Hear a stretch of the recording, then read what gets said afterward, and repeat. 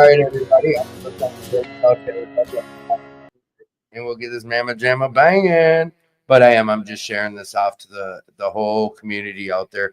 But while I'm doing that, I'm going to try to multitask and say, welcome to the Attitude for Gratitude podcast. Turn off a little echo. But welcome to the show, everybody. I'm sharing to sober humor, recovery memes, sober motivation, men of God, women of God, Narcotics Anonymous, surf sober events. I'm sharing to tons of things. I should have did this earlier, but I tell you guys I'm going to start at 8 o'clock. That doesn't mean 8:01. Tonight it meant 8:01. All right, quit alcohol now. Minnesota Recreation Recovery Fanatics, On the Red Road, Professional Handy Recovery. Boom, boom, boom.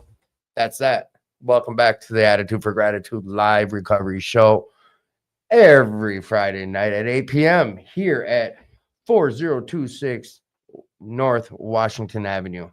We are at the new location, and now I'm going to hear the delay, but I'll turn it down a little.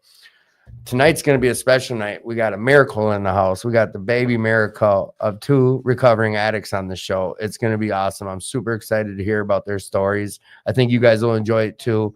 I've got Donnie back on the show. You guys have met him once or twice with his sponsee Charlie, and then I had him on not too long ago. But tonight I've got his beautiful wife on the show. Is that inappropriate to say his beautiful wife? Okay, his beautiful wife's on the show. And their miracle baby. I don't know why I call it miracle baby, but 2 addicts in recovery come together and have a child. To me, that's some miracle shit. So first and foremost, we're at Will Work for Recovery, where we have meetings every day of the week. We have a structured meeting every morning at 6:30 a.m. with exception to Saturdays, and on Sundays it's at 7 a.m. We do a men's meeting and a women's meeting Wednesdays at 5 p.m. But every other night of the week at 7 p.m., you can come check out Will Work for Recovery because there's always a meeting going on. We've got tons and tons of events coming up. Just coming with the territory. I know we've got a big bike ride coming up through Wisconsin, and it's a recovery-based bike ride. And I know Carolyn, they'll be back on Tuesday, and she's going to give me a list of different events that are coming up. I also was given something about a chili cook-off that I don't have the flyer, but reach out to me, or while one of them are sharing their stories, I'll get some more details on that. You're going to hear us talk, like I tell you guys every week, you're going to hear us share about a lot of different places that we found recovery at or where our journeys have taken us. We don't gatekeep. I don't gatekeep. You're going to hear me share about multiple different places. I'll tell you now, I go to a Thursday night men's meeting at New Hope, Alano every week. I go to a Narcotics Anonymous meeting every Saturday at 10 a.m. It's called Scars and Tattoos. And one of the other founding members are on the show tonight. It's just lots and lots of recovery that happens here. We do talk about Serenity Village, which is a faith-based spot, and that is on Tuesdays. It's a recovery meeting we do there. But there's a lot of stuff that's happening in the Twin Cities when it comes to recovery. Everyone's heard that whole land of 10,000 recovery spots. I call it the land of 10,000 meetings. Like, you can't go more than 5 miles without finding multiple meetings. My number will be scrolling across the bottom of this screen, and that'll be happening very quickly here, like right now. And you can reach out to me directly. Call Intergroup. Call. You get the apps, the NA app. You can get the Meeting Chair app. Basically, reach out if you're looking for a meeting, or if you're out there struggling tonight. We understand mental health's a real thing. We lose too many people to that disease, and people don't speak up, and it just seems to be hand in hand with a lot of this addicts and alcoholics. So please reach out. Please, if you're struggling tonight, please reach out to somebody. If I don't answer my phone, call me back. And if I don't answer again, call Intergroup, or I'll put up a hotline throughout the show. Like, please utilize these different resources. Will Work for Recovery is the world's largest RCO, which we've got the highest attendance in the world for a recovery community organization. And look at the pretty little girl. There she is. There she is right there. Hi, little girl. Yeah. Oh, Uncle Tim usually scares her. When I came in, I was so excited. I was like, Alessandra. And then she did this number. and then start crying. I'm like, I forgot me and my energy, not good. So, oh, that was me. So you're gonna hear me doing a lot of this pretend to baby talk. It's just what my normal talk is. But yes, please, if no one's told you tonight, like you're loved, you're worth this life of recovery, you're worth what you're about to hear us sharing our stories. You're gonna hear some stories, like some miracle stories. You can have that. If you're out there struggling, like come down here, get your feet wet into recovery and check us out. A lot of people say like We'll Work for Recovery is not like home group material, but this is where I came to at least like get involved. There's so many people that come up here. This is how I got connected, was coming to a place like this. Plus it's like fun. Like you see what my studio looks like. I got a guy tonight who's taking some drone footage of the big center, and he's going to just fly through, and we're going to have some type of a promo for the beginning of this show. Once I get Will more involved, who can do all that technical stuff that I can't do, and you guys will see more of what Will Work for Recovery is. But it's a good spot to just come get involved, get your feet wet, start getting connected. The opposite of addiction is connection. You hear that a lot from people on the show, and you're going to hear about it tonight. Other than that, this is interactive. If you have questions for my guests while we're sharing and while they're sharing, I'll do my best to get to those questions. If you don't want your questions publicized or what have you, reach out to me directly. My number's across the screen. I'll do my best to get to those questions. If you have ideas for the show, don't hesitate to let me know. But as I always say, like, share this show, share it, hit that like button, subscribe. What's the other words I'm supposed to say?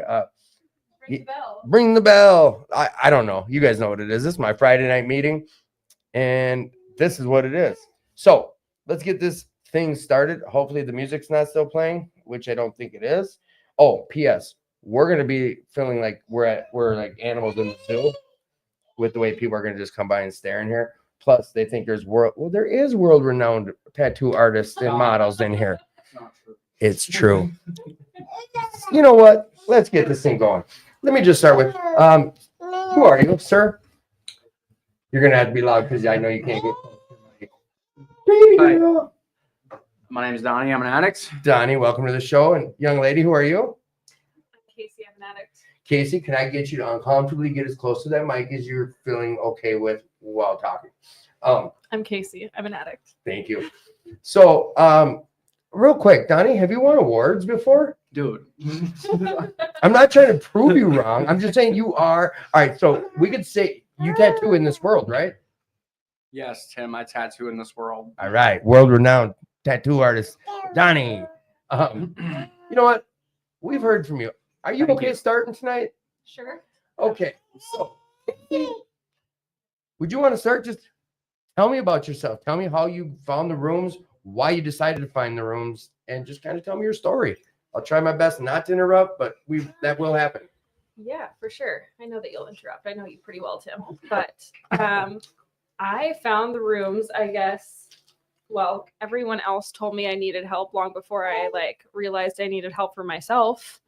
But around spring of 2020, I got pretty down in the trenches of my addiction of I'd overdosed a couple times, and then I had tried to kill myself. And this was in 2020. Okay. I overdosed a couple times, got pretty bad, and then I was going to just off myself because, nobody in my family respected me or wanted to be around me anymore. None of my friends could associate with me anymore. Basically, I didn't have a dollar to my name. I was living in my mom's basement, and my car got repossessed, and I was just going to the bar every day. And then once I could steal enough change from my parents, basically, to buy a couple pills, that's what I would do. Real quick, how long, or I don't, it's not polite to say how old are you, but how old were you when you first started when it started becoming a problem? Probably 18. 18. Okay. So multiple years of doing this, and what you're sharing about is when it started getting pretty bad, right? No, this was the very end of when it was really bad. Okay. Okay. Nope. That's good. I'm painting a picture. a lot of people that we're going to have, and I should have explained this to you guys, which I think you know, but a lot of people that listen to the show, they're not in recovery or they're thinking about being in recovery, but there's a lot of common sense questions I'm going to ask you. We're going to be like, yeah, you dummy. Of course. Yeah. We know that. So just bear with some of the silly questions I do ask. But I guess what was your first consequence? Like how long into your use was there consequences, I guess? Right away type of deal or? No, not right away. I first had some like real consequences, I think probably 3 or 4 years into using, and I was involved in a raid and ended up being put in like drug diversion, which is kind of like drug court, I guess. Yep. And that was the first like real consequence I guess I had, but I was really kind of skirting by with being able to continue manipulating people and using people to just maintain my addiction for a long time. And so it kind of just went on like that. And when I really realized for myself that it was a problem was like right at the very end. You know, I was in complete delusion that like I didn't have a problem. Everyone else was like, you got a problem. No, I didn't. Was it one of them things like you always hear people share about this, but was there a mindset of like, I can stop if I want? Yeah. And I mean, I've tried all the different things, you know, like they talk about in a couple different 12-step programs of like, I tried just drinking and I tried just smoking weed and I tried just using pills on once a month or like on the weekend or certain things. And it never worked. Right. So we're getting it. All right. So I'm going to get back to where you're at. So like you get to this point where you're just scrapping for change just to be able to get a couple perks or whatever, a couple Vicodin, what Xanax, whatever it is. Mm-hmm. You're doing whatever you can. You're like, this is desperate times. Mm-hmm. Where was that point? What was the point where you got yourself into recovery then? What was that transition point? I had overdosed twice. Opiate stuff? No, yes, I was a benzodiazepine user and I was basically the guy would sell me the Xanax that I wanted if I took a couple Percocet off his hand, but it was fentanyl and heroin pressed into pills. So I overdosed. But explain to the audience, like with benzo addiction, like what happens if you just cold turkey something like benzos? From what I understand, there's some pretty heavy withdrawal stuff that goes on. You can have seizures, you know, but at that point, I didn't have the money to be able to be using consistently. So it was just like go all out once every month, maybe. And so I never really got the withdrawal factor or really noticed the withdrawal factor, I don't think. I mean, and that's good, but so your guy, the guy you got your pills from, whatever, like he'd give you a couple, like here's some perks, but end up being fentanyl, and you OD'd. Like, how? I don't like glorifying this, but I think that I haven't never heard your story. I've never heard you share your whole story. So, like, share about that. If you're okay with sharing about your overdoses, and where that brought you to after that. Yeah. So. Really, you would think that would be like the thing that makes you realize you have a problem, but it definitely didn't. Like I said, I don't even remember how much because I was using so many benzos. I have like huge lapses of memory, but got some Xanax, got some Percocet, actually fentanyl and heroin, and I took some of the Xanax and maybe I think one of the Percocet, and I think I was in Chanhassen. And I was like at the Kowalski's in Chanhassen all I remember is I was in the grocery store trying to buy flowers for my mom. And it was like an overwhelming theme all the time that when I would get high, I would feel really guilty, specifically towards my mom. And so I was trying to buy my mom flowers. And I remember collapsing on the floor in Kowalski's. And then I remember somehow being back in my car and the EMTs were knocking on my car window. And then I remember being put in the back of an ambulance. And this was like at the beginning of COVID when it was like really taking a big toll on the hospital systems. And so I remember being in the emergency department there, and you could tell that everyone was the nurses were kind of annoyed with the addict in the hospital that was wasting their resources that could be going to all these people that are super sick. You felt this vibe at that time even? Yes, even though I was like super messed up. Did they hit you with Narcan? Do you know? 6 times. Whoa. Yeah. 6 times. Yeah. And among all this, like, I went to the hospital. They didn't take the rest of the drugs from me, and they didn't call the police.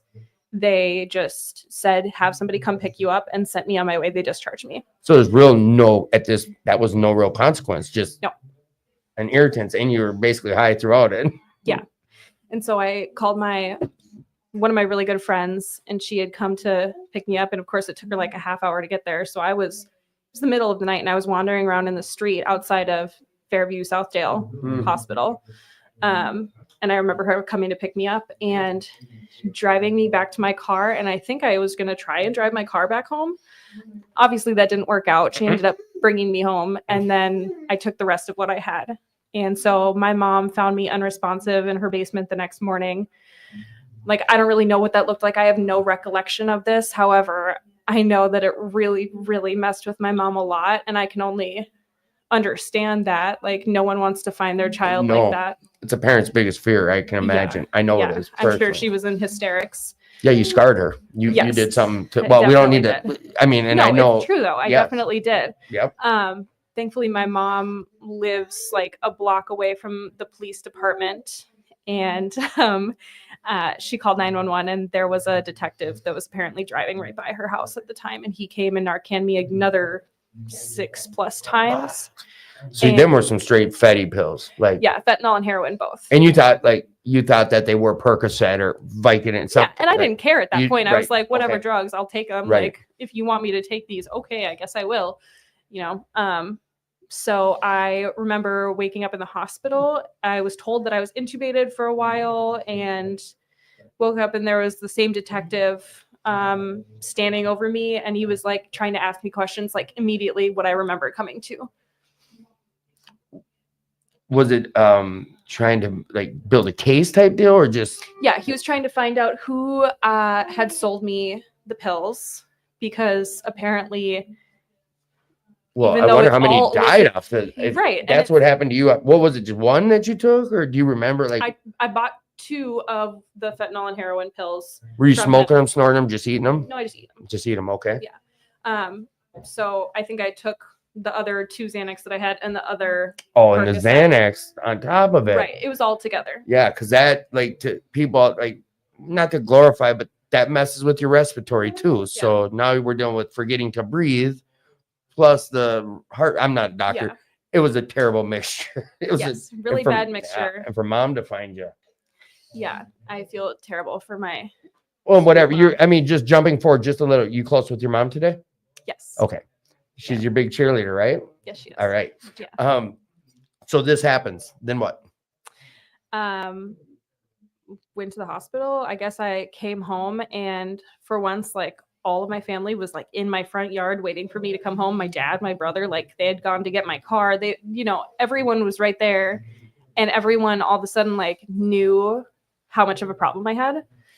And the secret's out. The secret is out. And I was like an absolute pathological liar up until this point, even been past this point for a while, but like most of us are, I think. Oh, yeah. That was like a going theme in my life. Well, we don't want nothing get in the way of our use. Right. We wanted to keep using. And I wanted to act like I didn't have a problem. So I have to lie about literally everything in my life when I'm like in the ditch. Yeah. Basically. So yeah, that happened. And I don't have a ton of recollection, obviously, from the drugs that I was using, but I do remember it took me about 5 days to really come down. Really? Mm-hmm. So you did this at home. Did you experience withdrawals from this through this 5 days, or do you remember? You didn't get no more drugs. Was this your last use? Was that your last use? Okay, come on, Mama. It was not my last use. It probably should have been, but I'm a drug addict, so that didn't stop me. But no, that was not. You're one of the real addicts. Yeah, I would say we probably all are. Yep. Yeah, it was not my last use. I don't remember any sort of withdrawal from it, but I do remember it took, like I said, 5 days to come down, and that was like noticeable that I was. A high, because I never really did opiates. That was a high I had never experienced for 5 days after that. Oh, really? Yeah. So it kind of continued. And then I just kind of went back to what I was doing before, like going to the bar daily, drinking a lot, I couldn't hold my liquor either. Like I am not functional in any realm of addiction. Mood altering substances you weren't like good at. No, none of them. And no, at this, you're what are you, 22 at it? How? Yeah, I was like 21, I think. Okay. Young still. Okay. Yeah. 21, 22. I was about to turn 22. Yeah, so very young. And I kept doing that and then went on for like 2 or 3 months after that. And once again, I had like scrounged together enough coins that I had stolen from my mom. Right. And her boyfriend to go and buy some more pills, but I got them from somebody else this time, so I Oh, thought yeah. it was going to be reputable. Yeah. Change the dealer. Right. Maybe it'll be good this time. But it was not. I got some Xanax from him. It ended up actually being a research chemical. So later on, when I ended up going to the hospital, they drug tested me and nothing came up in my system because it's research chemical, so it's not FDA regulated. Yep. So you can't test for it. Yep. No, I got stories similar. Yeah. It's Xanax, ended up being some green. Well, whatever. It just ended up being yeah. something different, and it didn't test positive for benzos. I'm like, oh, Mhm. hey, can I get those again? Yeah, I know. Whatever. But yeah, and then so I took all of what I had gotten from this guy, which probably wasn't very much because I hardly had any money, and I was just feeling like so down in the dumps because I still couldn't realize why I didn't have any friends. My family was distancing themselves from me. Like everything was going to shit for me. And so I was just like in this really depressive state, and I was already like in the throes of major depression. So right now we know. All right, alcohol is a depressant. Like at the time, was any of this clicking for you? Like, well, the Xanax and the alcohol. Like, this is probably why I'm so like no. Okay, so keep going. No, because I am diagnosed with clinical depression as well. So like I blamed it on that, and I didn't think, oh, these are all compounding on whatever. Right. You already had a label, you could say. Right. I get it. So my theory was like, okay, I don't know how I can possibly fix this. That would require like a lot of being honest, and that was something I did not know how to do. So I decided I was just going to end it. And I took all the rest of the pills that I had and I stole a bottle of vodka from my mom. And I think I drank the majority of the bottle. And I was just planning to go to sleep and like hopefully not wake up. And I could not fall asleep. And morning came very, very quickly. And something told me to like not call my mom, go and wake up my mom. And just, I remember knocking on her door and saying, you need to take me to the hospital. And it was like 5:30 in the morning. I don't remember a whole lot other than like sobbing uncontrollably in the emergency department line to check in, and then being in like this locked room with a guard looking through this tiny window at me and my mom sitting next to me, and there was like nothing in the room whatsoever. And I was just like detox, or was it a psych ward? It was an emergency department. Okay. Like they have locked rooms in the emergency department for if you have something like this go on, and if you know. Right. Well, and no, yeah, I'm cutting you off, but I just want to add something to this. Is I put a hotline on the screen. You guys know I always do this. If what she's sharing about you can relate, or you're feeling any of those feelings, like mental health's a real thing, depression's a real thing. These thoughts do happen, and there's a suicide hotline I put up there. So if like, please just reach out to one of these hotlines or call me personally or whatever the case is. Like, you're hearing her story right now, that it's normal and not normal, but it happens. So don't beat yourself up for having these type of feelings. And no, I know. I turned my phone off. Just give me a sec. Yep. I'm in the middle of a heartfelt thing here. No, I'm joking. But Casey shared about it's powerful. And it's not good to do this in the middle of someone sharing about this stuff. But I know, like, I've learned about the word triggers. And when someone brings up something about this, like, prior to that, had you been suicidal before ever? Or were a lot of those thoughts ever? No, this was the first type. No, this was kind of a first instance of this. There had been like I had gone through major depressive episodes, but I had never like had thoughts and a plan to kill myself. You know, they talk about like having thoughts and a plan. I had thoughts and a plan. Okay. So you went and woke your mom up. She brought you to the hospital. You're sitting in a room. You got security guards staring at you in the fishbowl. Keep her coming. Yeah. Security guard was looking at me. And basically I couldn't stay there because it was the weekend. And when you're on a 72-hour hold, weekends don't count and whatever. So they were going to move me to a longer term facility. So they basically came in the middle of the night for some reason because they had open ambulances that could transport me. Okay. And I was only in the hospital in Waconia at the emergency department for like half of a day, I think. And then they moved me to Hutchinson. Your mom stayed with you this whole time there? She stayed with me for quite a few hours, I think. It's kind of up and down the memory of it, but like I have a couple glimpses of like she was there with me. I don't know she was, but then I remember her having to leave. Okay. And then they moved me to Hutchinson, and I ended up being there, and it was like a mental ward locked facility. Like you cannot leave. You cannot have a string around your waist in your pants. No, like, nothing no like tennis that. shoelaces. No, nothing of the sort. Like you got to take a shower and people will come in and check on you, kind of thing. Yeah. Something that's very new to you dealing with this. Yeah. Is the first time you're dealing with something like this. I had never been in that kind of scenario. And I was really against it at first, and I was kind of fighting it. And then for some reason, when I got there and spent like one night there, for some reason, something clicked in my head that was like, okay, I'm safe here. I don't have to worry about anything. That I was so concerned about keeping up this facade that I had like my life together. I don't have to worry about the fact that I have no money. I'm safe realistically. And for some reason I was like, this is my opportunity to start fresh and be honest. Was it a spiritual experience in a way? Looking back on it, yes. But I was like very atheist adjacent at the time. Right. So either way, we're gonna get into that. Yeah. And so I was like not even going to acknowledge the fact that maybe it was somewhat of a spiritual experience. I didn't even know what that could possibly look like, but like something clicked for sure. So I ended up spending like 6 or 7 days there, and I'm like very much a rule follower and like excel in places of structure. And so I like met with all the counselors and the doctors and like did whatever they asked of me, and had the psych evaluations and like was very on my best behavior. You were all in. I was all in. Yeah. And I knew deep down that if I was going to leave and go home, I was going to get high, and I was probably going to try it off myself again. So I worked with them on finding a place in treatment, and they had recommended me to go to New Beginnings in Waverly. It's a women's inpatient program. And I was like all on board for doing that. And they were trying to get my insurance approved to go there. And I was like supposed to be discharged the next day from the hospital, and they couldn't get my insurance to be approved for me to go to inpatient. And my dad, bless his heart, said he like signed some paperwork that he would pay out of pocket if my insurance if it didn't come through. Yeah, it did come through as we were like driving to New Beginnings. So this was I can relate.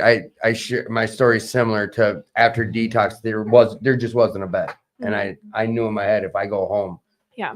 I even think I said like, and they were so proud of me. Like I didn't have any tools. I had no tool. What they did, what I did in detox, I had no tools. If I left detox, I was gonna go get high, and I didn't want to. So Well, and I was in like a mental ward, so like they didn't teach me tools on how to stay sober. Yeah, they told you how to like do adult coloring books and like maybe paint with your fingers, and like that was it. There was no coping mechanisms. There, whatever. Like, and this is the first time in a long time you felt the weight was off your shoulders. You were like, you could breathe. Yeah. So my dad picked me up and took me to New Beginnings.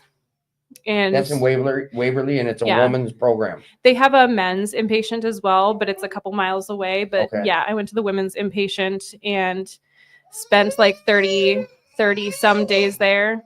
And again, I was like, okay, I'm going to actually put my effort into this, and I'm going to really listen, and I'm going to do all these things that they ask of me. And I did.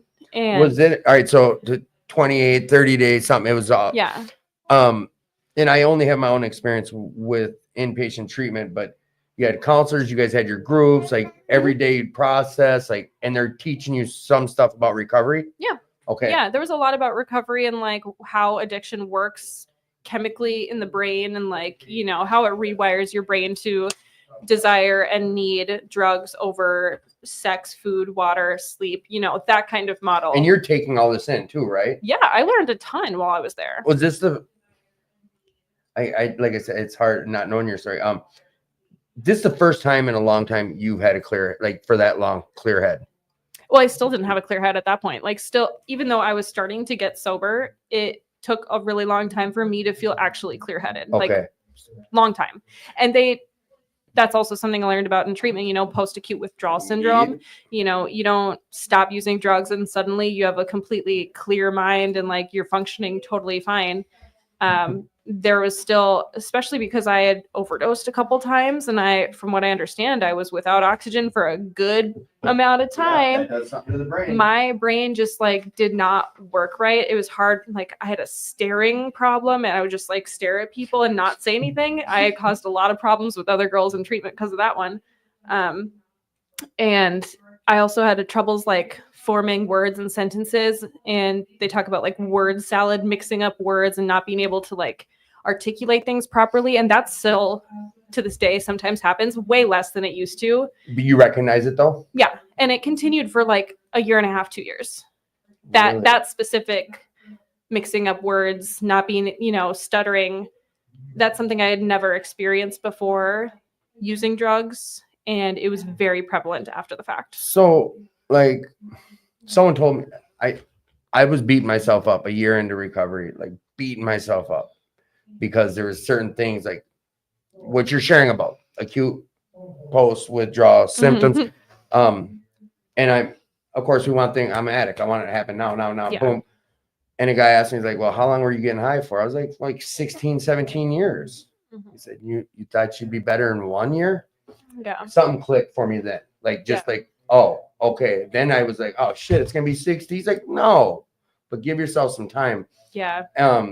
But you had this knowledge coming out of there. Like, the stuff you learned at Waverly or New Beginnings, that helped you through your journey in these first 2 years? Like, because how much time do you have right now? 4.5 years. 4.5. Wait. Oh, you won't get to. That's clapping.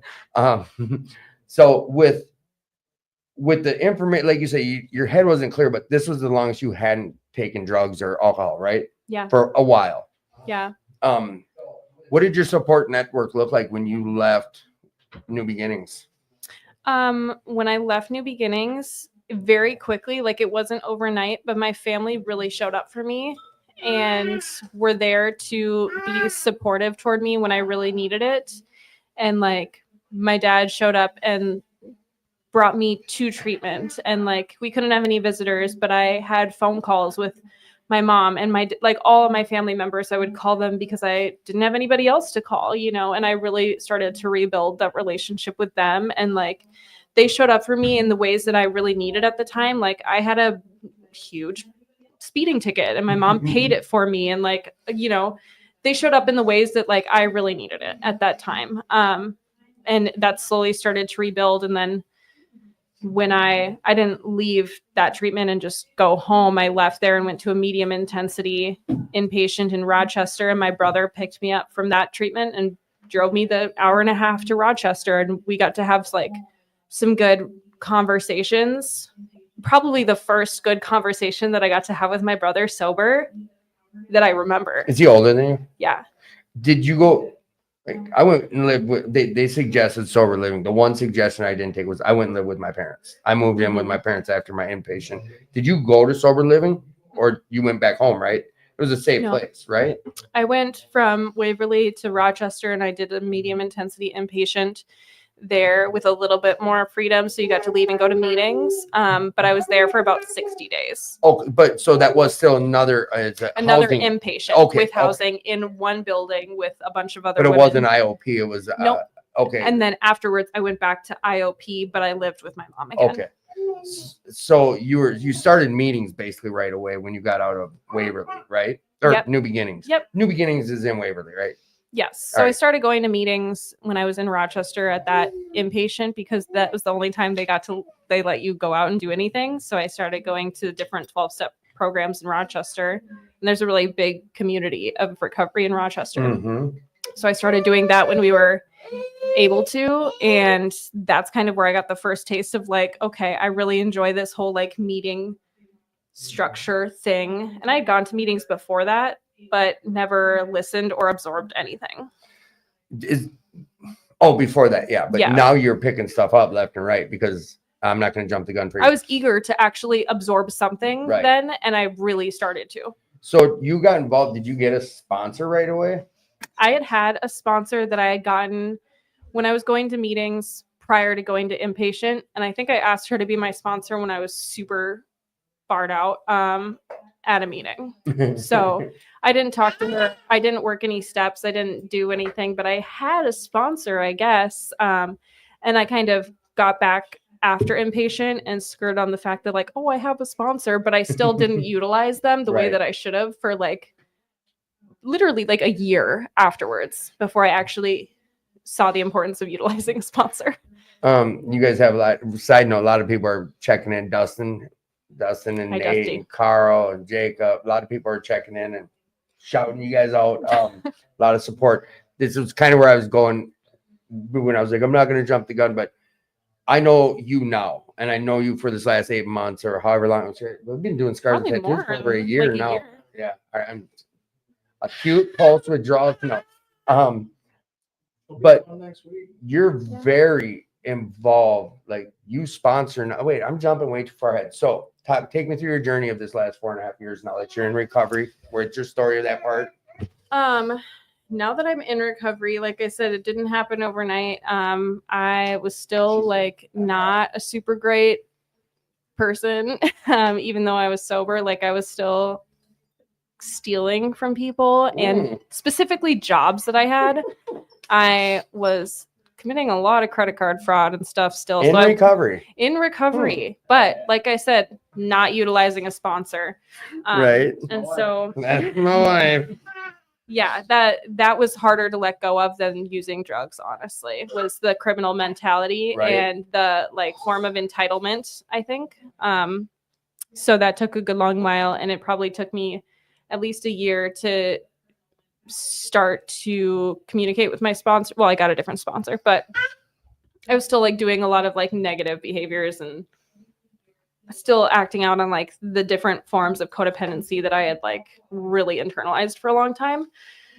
But over a couple years, you know, I got a different sponsor. I started actually working the steps and learning to like open up and really share about the struggles that I was having. And so over time, and especially like learning to do service work in all different forms really, really helped.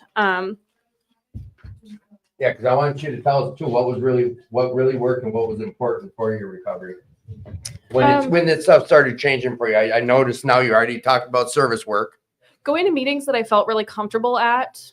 I first started going to meetings that I did not feel comfortable at, and I felt like more judged than anything. And so I had to find meetings that felt like I belonged there, and I did.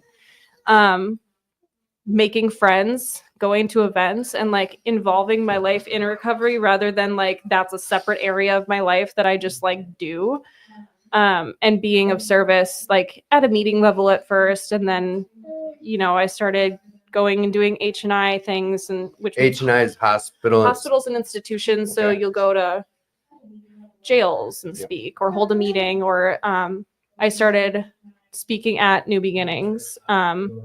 Was that like a big thing for you to be able to go back to the place where you had your inpatient? Yeah, it's really crazy. It's awesome for me. I still do that, and it's like one of the best. Yeah. To me, I look at that as part of these promises, like Yeah. in a weird way, like I get to go back to the place where I got fixed. Yeah, it's really amazing. The biggest part was like starting to sponsor other women and getting to see and help other women go through the steps and kind of form that light bulb in their own head.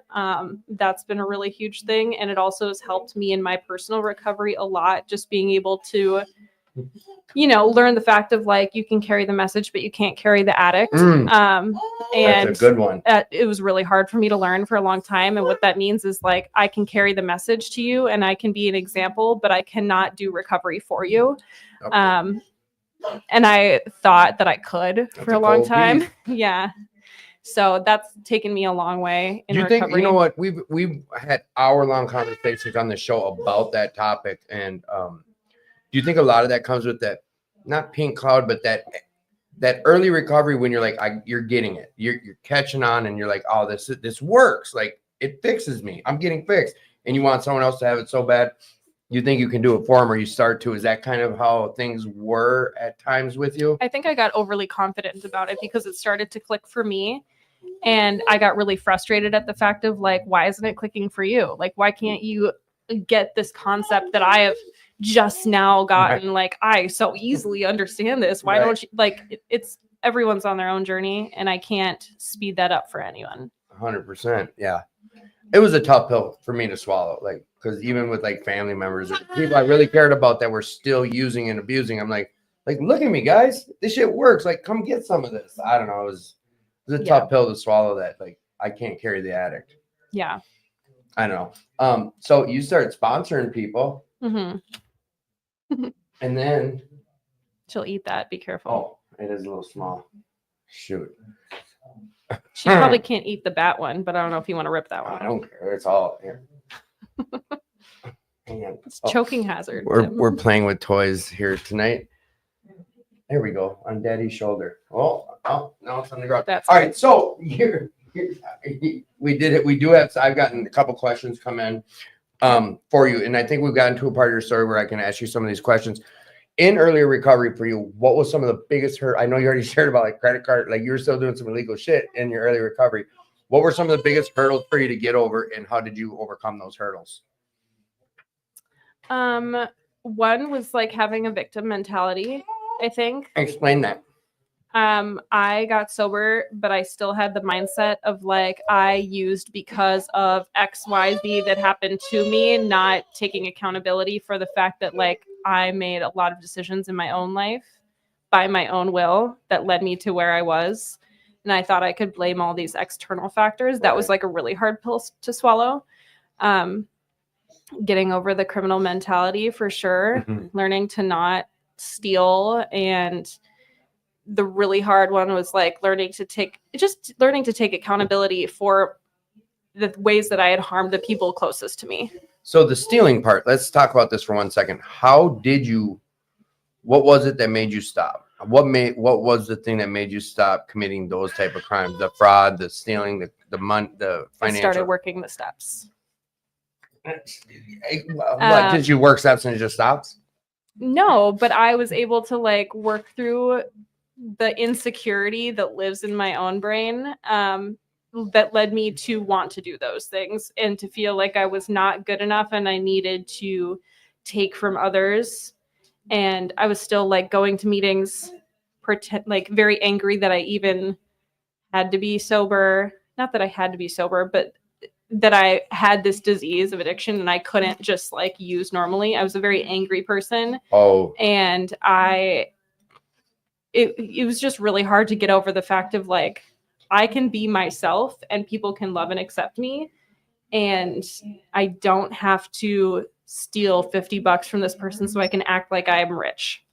Right. Did your self-worth, did that change with, well, wait, was there an entitlement thing that you had going on back when you were in earlier recovery? I know you said you felt like you were old, or no, how'd you say it? Did you feel entitled? I felt entitled my entire life. Okay. That was not a recovery thing by any means. It was a entire life thing. I would always, like, even from when I was a kid, I would steal things and then lie to you that I hadn't stolen them. Help me look for it? Yeah, I'll help you look for it. In treatment, I would steal other people's cigarettes and then help them look for their pack. Like, it was a trend in my life for a very long time, up until probably 3 years ago. But that was a really, really hard thing to shake because it was like so deeply ingrained in me. It was the normal. Yeah. It was the normal. Yeah. That's how I share about like lying with me. It was so normal. Yeah. That not lying felt weird. Yeah. It just felt weird. And then I gotcha. So you're sponsoring, because I know you're really involved with recovery, just on multiple levels and with area levels and events and sponsorship. What do you say to a newcomer that comes up to you after a meeting? They see you in the meeting and they hear you share and they're like, I want you to be a sponsor of mine. How do you approach that? How does that look? What does that look like for you? It used to be an automatic yes. And it just like not structured or outlined it all. And as I've, I guess, grown up in the program, I've been able to say, like, I specifically tell people, like, here's my phone number. I'll take your phone number. I need you to text me or call me every day for 2 weeks and just check in. And 9 times out of 10, they will not do that. Do you say, like, I do something, I'm like, call me, wait, pick a time, and I want you to call me that time every day for the next 5 days. I'll give you like a little bit of a grace period, and if you don't text or if you don't text or call me for like 2 days, I'll text you and be like, hey, set a reminder in your phone for every day, whatever time works for you, to reach out to me. And usually they will do it after that point, or they just won't. And then after 2 weeks, like, we'll have a conversation either over the phone or in person and kind of go over, like, what are your expectations for a sponsor? What do you think this is going to look like for you? And what do you need? And also, these are the expectations that I have. And my expectations are pretty rigid today, honestly, because if you're going to work a program, you're going to be willing. But if you're not willing and you're not able to receive these expectations that I have, it's very telling of a person. So it's, and you learn this with time, just with Yeah. sponsee after sponsee of you giving lots of your time and nothing being given back. Yeah. And also, like, that's what my sponsor has done for me. And like 2 of my sponsors now, that is what they've done for me. And that has really been a good form of love that they've given me, to have that, like, I expect you to do X, Y, and Z for yourself. And if you can't do these things for yourself, what are we doing here? Right. What are we doing here? Yeah. So, I mean, I expect sponsees to be willing to work the steps and take action to work the steps. Melissa H says, I love your story. This is amazing. This needs to really get out there to others. Great advice. I don't know if you know Thanks. Melissa H. I don't. Oh, Oh. sick. Oh, wait, Yeah. I think I No, met her. there's a lot. Nick Hansen. Yeah, no, there's a lot of people checking in and a lot of people that are grateful that you're sharing your story. Because it's not always easy to share our stories and some of the dark things and some of the hurdles, but I think, like, we know that's what we grow through. So we didn't really talk about character defects. Now, We got plenty of those. the one thing I want to ask you, and it's okay one way or the other, like, I know you from a specific fellowship. Like, did you work steps in one fellowship, not the other? Did you work them in both? Like, because you did, I had someone ask about your steps. What steps did you work is what they asked. And if you're comfortable sharing it, come on. And I mean, we're not endorsing anything here, because there's a lot of different paths to recovery, and whatever works for you works for you. The 12 steps definitely worked for me. I have gone to both Alcoholics Anonymous and Narcotics Anonymous. I ended up working the steps in Narcotics Anonymous. And today I go to vastly more AA meetings than I do NA. But I've only worked the steps in NA. So I sponsor through NA because that's what I've done. And I can't sponsor on something that I haven't worked myself. Someone put it like this. Oh, so you can't draw a map to somewhere you haven't been? No, you can't. And even though, like, written out, they're very similar, but the fashion in which you, like, work them is so vastly different. And I have never done it the AA way. And I think after I work through the steps with my sponsor this time, I'm probably going to find an AA sponsor and work through the steps in AA. See, my story is exactly opposite of yours. When it comes to that side of things, I was a heroin junkie. I know better than just based on the last paragraph and how it works in Narcotics Anonymous. Like, I know better than be like, I have no problem with alcohol.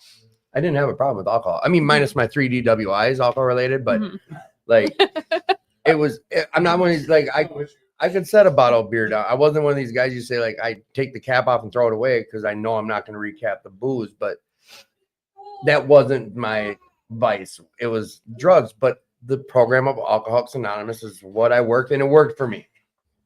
When I started doing steps with Rob, I'm like, what the hell is this? A step working guide? Yeah. Like, outside of the main basic text, I got to do more, but it looks at what, as far as we've gotten, like, it looks at it goes into so much more of my character. Yeah. So far from what I've experienced. So for you, like, you said something that's really powerful that I've had to, having person on after person on, and people share about Narcotics Anonymous, Alcoholics Anonymous, CMA, GA, spiritual, Mhm. transcendental meditation, cold turkey, whatever works for Mhm. you. Yeah. Like go get it. Like that. I heard you say that. Like whatever looks for you. Someone left their phone. Open door, please. Someone left the phone. I don't know. Whatever. What I'd like for you to talk about now, if you're okay with, is share, like, do you set goals today still? Yes. Okay. Could you tell us about the importance of goal setting and what does it look like for you? I just want to tell them something up there. It's like a lot less structured today, my goal setting, but I definitely do still like set goals, but it's kind of like on the fly. And, you know, my life is changing a lot as of lately and kind of what that looks like with having a kid and, you know, just the way that life changes all the time. And I can't think to myself that my recovery doesn't have to change along with it and the way that that looks working the program in my life. So my goals more so look like, you know, working on my spirituality and building a better connection with my higher power, and also like finding more connection with a program that I work. And I guess the question was, how important is goal setting today?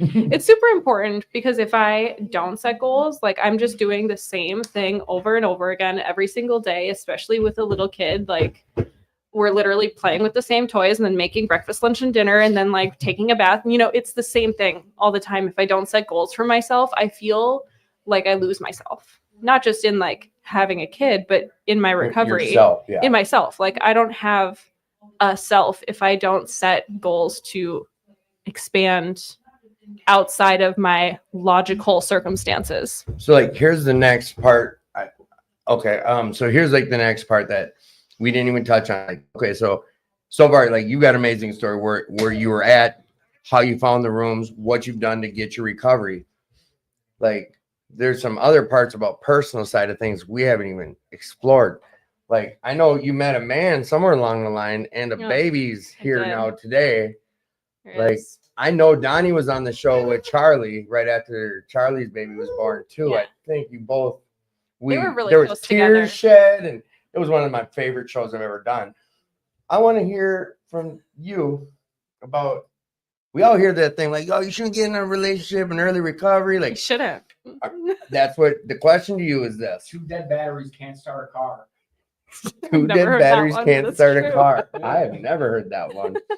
I want to know from you about relationships and recovery, about your views on like the timeline, like your views on how that should look and how this came about.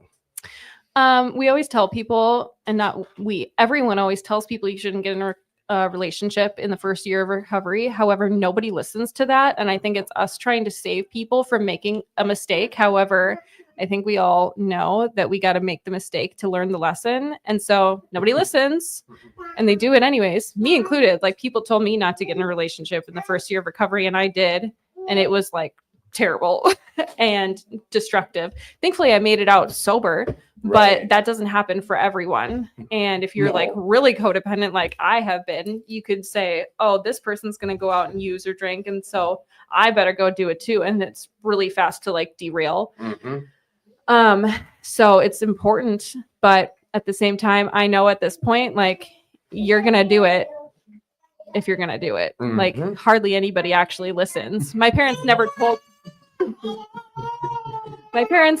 me like, hey, don't go do this, you're going to get hurt. And I didn't go do that and get hurt. And then I didn't do it again. You know, you got to learn the lesson for yourself. Don't touch the hot stove. Yeah. Don't touch the hot stove, but Ditter. I'm going to continue to tell people. Oh. Yeah. Don't egg her on. No, she's such a little cutie. I'm having a tough time just paying attention to my guest. So, all right, we shouldn't make, and I've also heard like people say, don't make no big life-changing decisions in that first year either. Yeah. And some of us, it might be 2 years because we might still be going through some, we're still not even figuring out who we are. Yeah. I cycled through 2 really like bad relationships before getting into, like, each one was progressively less unhealthy, but they were still like super unhealthy. I think what happened between Donnie and I say I think, but like I was there, I know. And we'll share about it. We were friends for a good long while, and What's a good long while? About Okay. 16 days, 18 days? Yeah. No, I'm joking. I'm joking.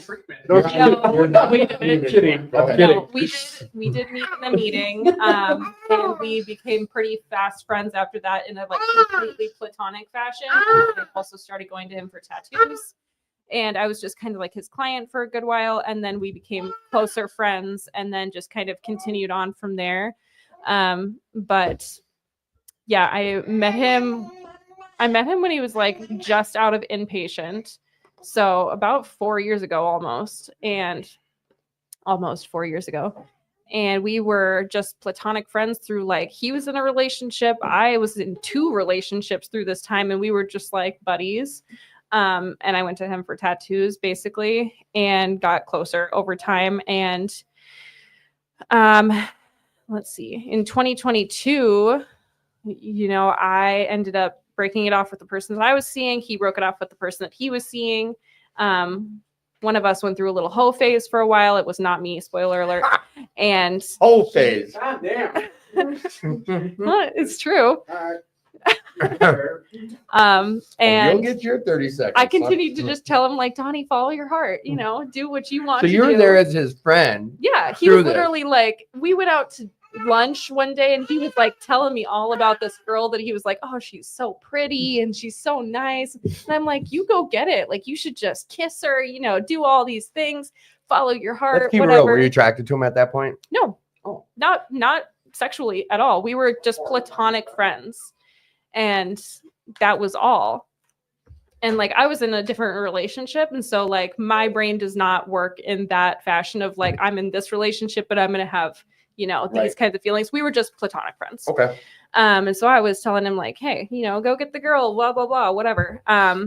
Go get it. Yeah, go get it. And then I had a big blow up with the guy that I was seeing, and we broke it off. And then of course the person that I call on my way back home from basically being kicked out of his house was Donnie, and I was like crying on the phone. Yeah, I don't know. We were both just single at the same time, and we stayed just friends and hung out a lot through that time. And then eventually, like, I started to develop feelings for my friend, and that had never happened in my life before. So I was really afraid of like, what if this completely blows up our great friendship that we have if I'm wrong about these like I'm just kind of like I could probably develop feelings easily for him, and I was afraid that like I was misguided somehow in developing those feelings, or it wasn't actually a sexual attraction. I don't know what I thought, but I was afraid that it was going to destroy our friendship. But that is a real thing. Like that is a real thing. Like when people are like, I don't want to wreck what we have here. We're good friends, and I don't want that to get wrecked by us getting in a relationship and it falling apart. Then we lose friends. mm-hmm. Yeah, I was really afraid that it was he was like my best friend at the time, and I thought it was really going to like F it up. But I told him I had feelings for him, and he like sort of skirted around the fact that he had feelings for me too. And we just continued hanging out a lot and ended up going on a couple dates, sort of. I guess they were dates, but we went out to dinner a couple times, and there was one time I think he pretended to high five me in the car, and then I ended up holding his hand, just like some gushy like high school stuff, He courted you very well. He courted me very well until one day I kissed him in a parking lot, and then the rest is history at this point. We got married in October. I don't think I've ever seen Donnie blush, really. Yeah, he does. He Look at blushes. him. Look at Donnie.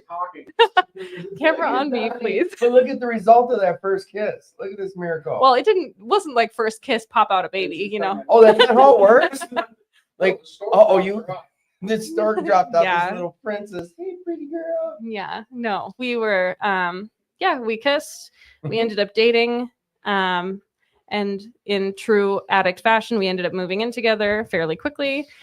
And yeah, I very quickly was like, you should meet my family, come have Christmas at my house with my family, and they all love him so much. And Warts and all. yeah, we told ourselves that we were going to keep it a secret from everyone in the rooms because we thought we were going to get some shit from everyone that we got into a relationship, and even though we both had multiple years clean at Right. this point. But we had planned to keep it a secret until MINAC that year, which was probably 5 or 6 months from when we actually started dating. And we ended up telling everybody. Well, they knew either way. I know. And then we got engaged at MINAC instead. Yeah, Which is in Rochester, which, if you remember, that's where she got clean. it is. Look at that, full circle. There's Full a circle. guy. Okay, yeah. There's a really good speaker down there who I've got scheduled to come on. Sick. Little bug guy. He's got some terminal illness though. Whatever. So like No. then you got pregnant. Yes, I got pregnant that summer. Yeah, July of that summer. Come on, give me that online. There we go. Yeah. Hey, pretty girls waving. We didn't even think that I really could get pregnant. I have PCOS, and so What's that?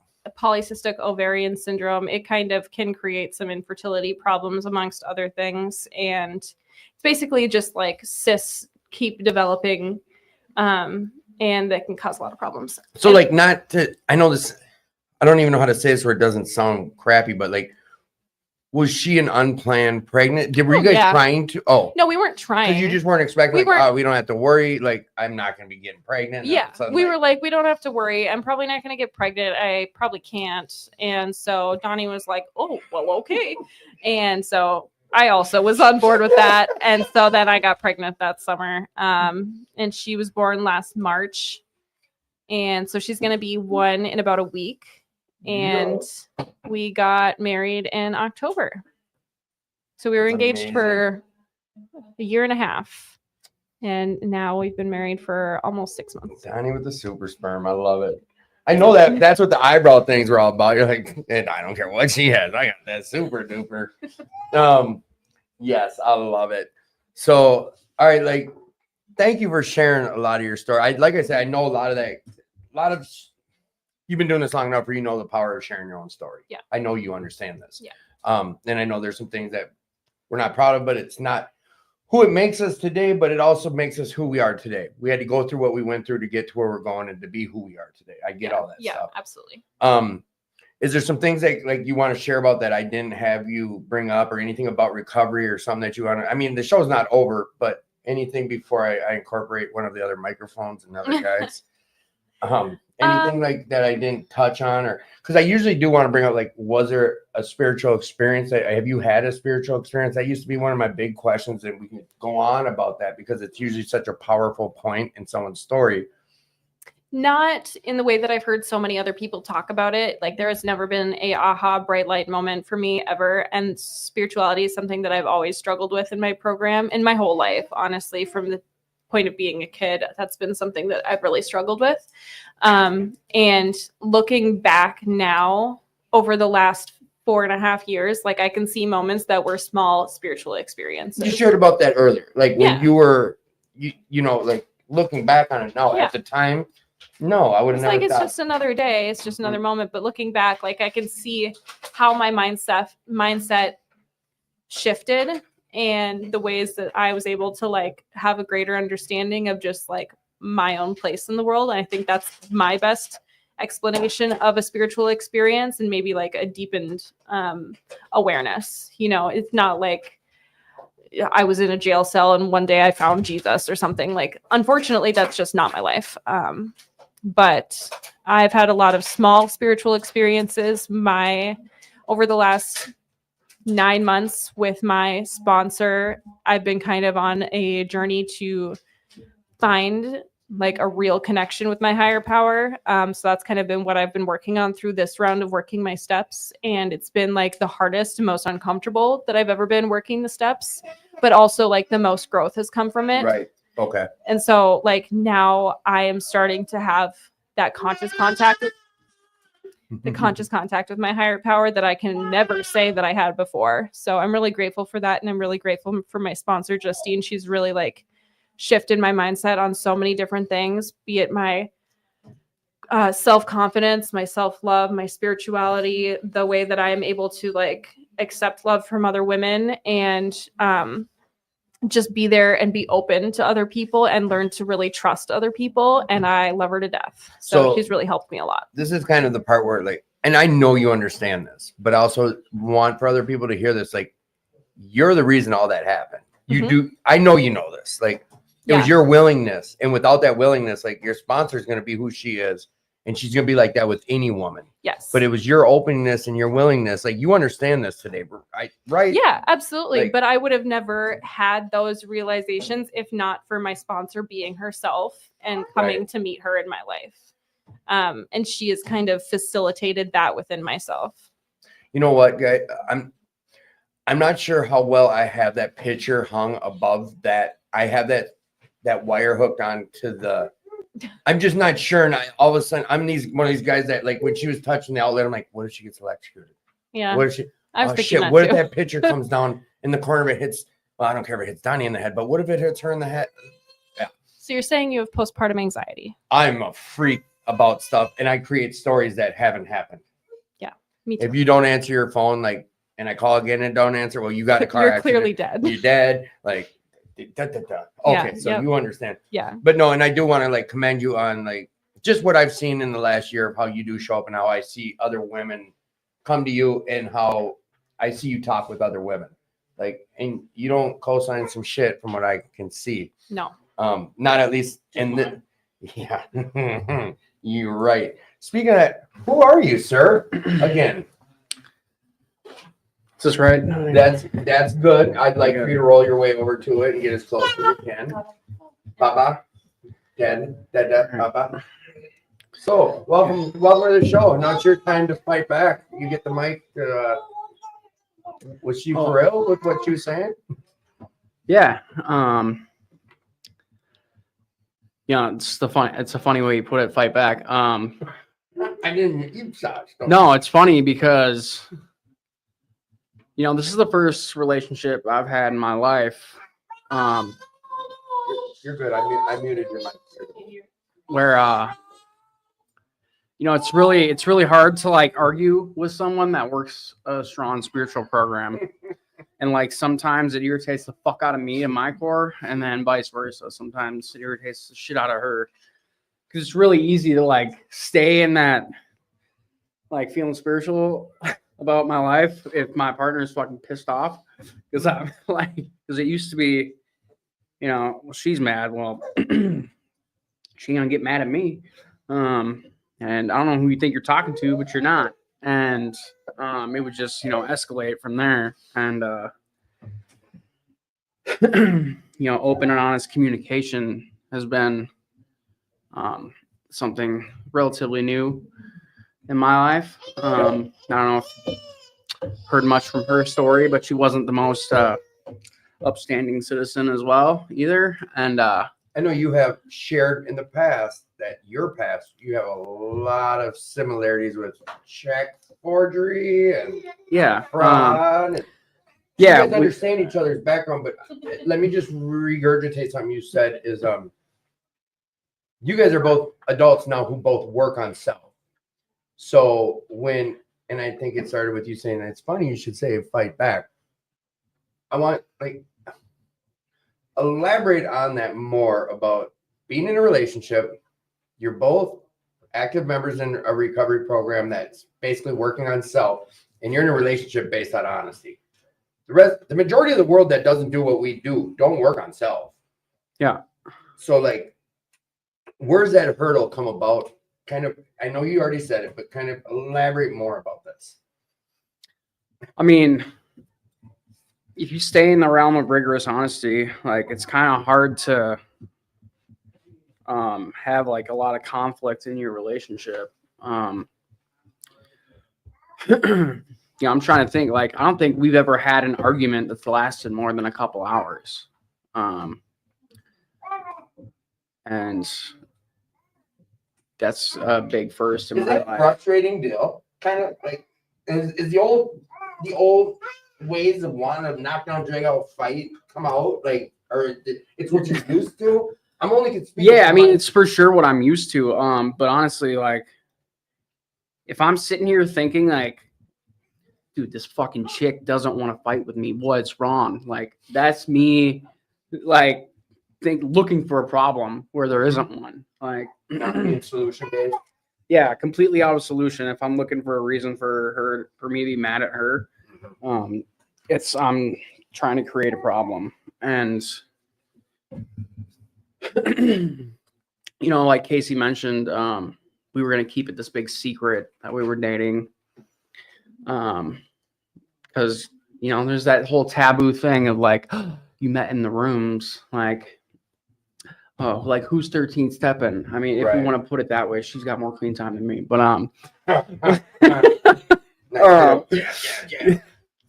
no, but the thing is, like, we went through 1 through 12, like on our own journey and path. We didn't get in the rooms and jump to 13. Right. No, you both active members. No, keep going. And this is brand new. So nice to meet you. yeah, we like she mentioned, we were friends for a long time. She would get tattooed by me. Oh, side note. So I do have a world-renowned, award-winning Stop. tattoo artist and a tattoo model who's on the show, and they got together and they're married with a miracle baby. Exactly what I said earlier. Maybe it's a little inflated, whatever. Yeah, the only one trying to inflate my ego is you, Tim. It's well worth it. Yeah. So no, sorry, I do this shit way too much, and I cut you off in the middle of you saying stuff. So go back to it. I'm sorry. Yeah. We met in the rooms, and I was like afraid to talk to her in the beginning, just because Intimidated or because their looks? Well, she just kind of had. I mean, yeah, she's not ugly. I said you're beautiful. Yeah, and I wasn't sure if I was crossing a boundary. but no, like because I knew her like before she was a year, clean, and she had this resting angry face on, and I was just like afraid to approach her in the beginning. She did share about that though. You shared about you didn't say those words, but you. I did have a resting bitch face. Okay, she said resting She said bitch it. face. Not me. But you said you'd stare at people, and it was something that came out of your post. That and also just like being a pissed off human being. Okay, you know? and also being a pissed off human being.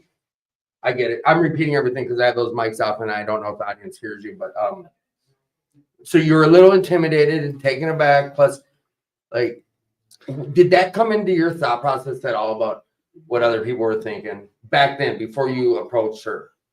Did you care? No. Like, all right, so we're getting honest. So Yeah. here's the other thing. Well, I believe her what she said. Now I gotta ask you. This time you guys were just friends. We're being real here. You were just friends. You weren't no attraction to her. Just friends. To be honest, like Yeah, to be honest, that's what I mean. I was like, this chick's way too hot for me. So there was an attraction. No, I mean our friendship started just as that. Like I was dating someone else at the time, as was she. And yeah, and we were friends and you were okay with that. yeah, 100%. Okay. And like I said, I was dating someone else. But given my like past trauma and all the abuse growing up, I tend to gravitate. I have a lot of female friends. Yeah, I noticed. And yeah, we got super close via our mutual love of the show The Office. I made some Michael Scott joke in a meeting once, and she lost her mind during my share. And like, yeah, and like we'd talk on the phone for hours all the time. And again, this was all like completely platonic. Like there was never any weird like flirting or anything. You were being exactly yourself though. Yeah, I was being long conversations, time at. Here's the thing, like, before her, any like female that I had like even like a minute interest in, you put on this facade, right? Not so I don't know if facade's the right word, but like there's certain parts of your life you're not going to share with a chick that you think you might have a shot with. 100%. Yeah, and I was convinced from the jump, like, you know, there would never be a chance. So all With your her- armor was off. Yeah, and all the you armor's were off. being 100% Donnie. Dude, I'd call her crying, like, and she'd do the same. And you know, at one point we talked about our relationships. Dude, we were sending pictures of our rosters. Like, yeah, there's nothing she doesn't know about me. And this all happened like way before anything romantic or anything like that happened.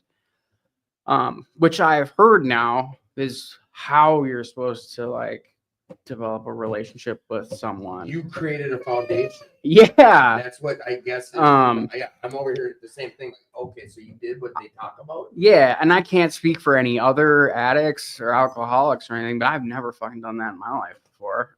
It's always like, Yeah, oh, you you're jumped looking in at the me sheet. with the Yeah, raised eyebrow. I'm doing the same. All right, and we're gonna hook up and then Let's hit the sheets.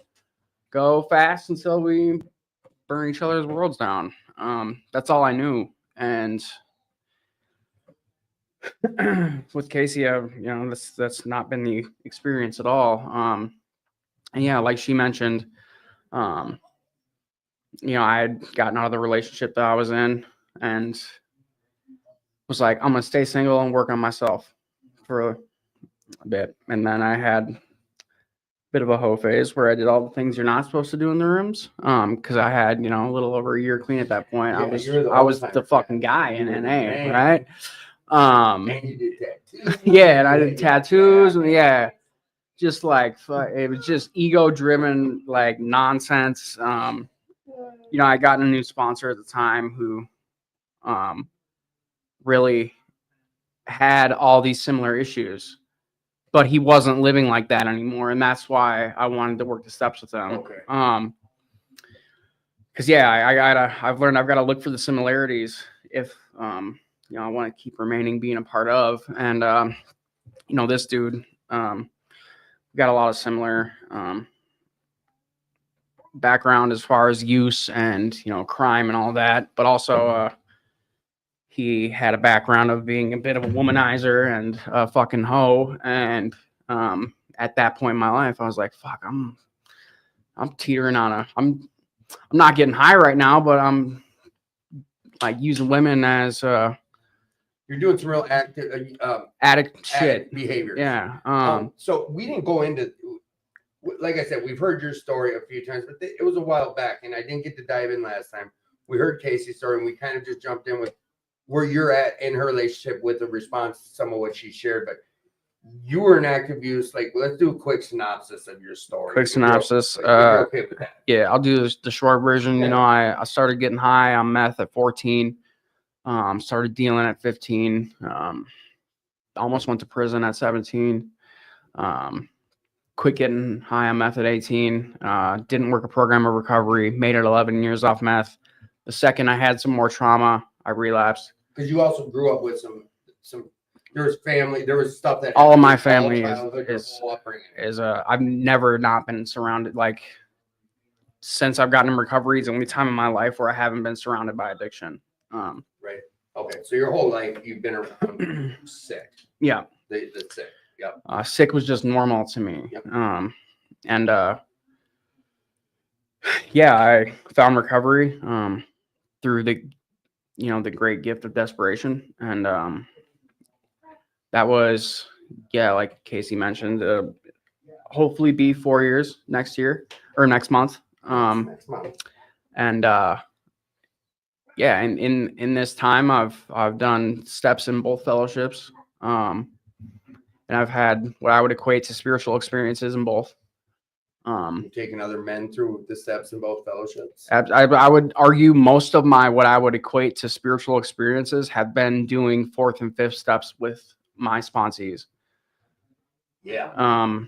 Yeah, something I always talk about when I share my story is, you know, I was mad at the creator for the majority of my life because I grew up with physical and sexual abuse, which how could you let something like that happen to an innocent boy? And yeah, that was my excuse to be a fucking scumbag for the majority of my life.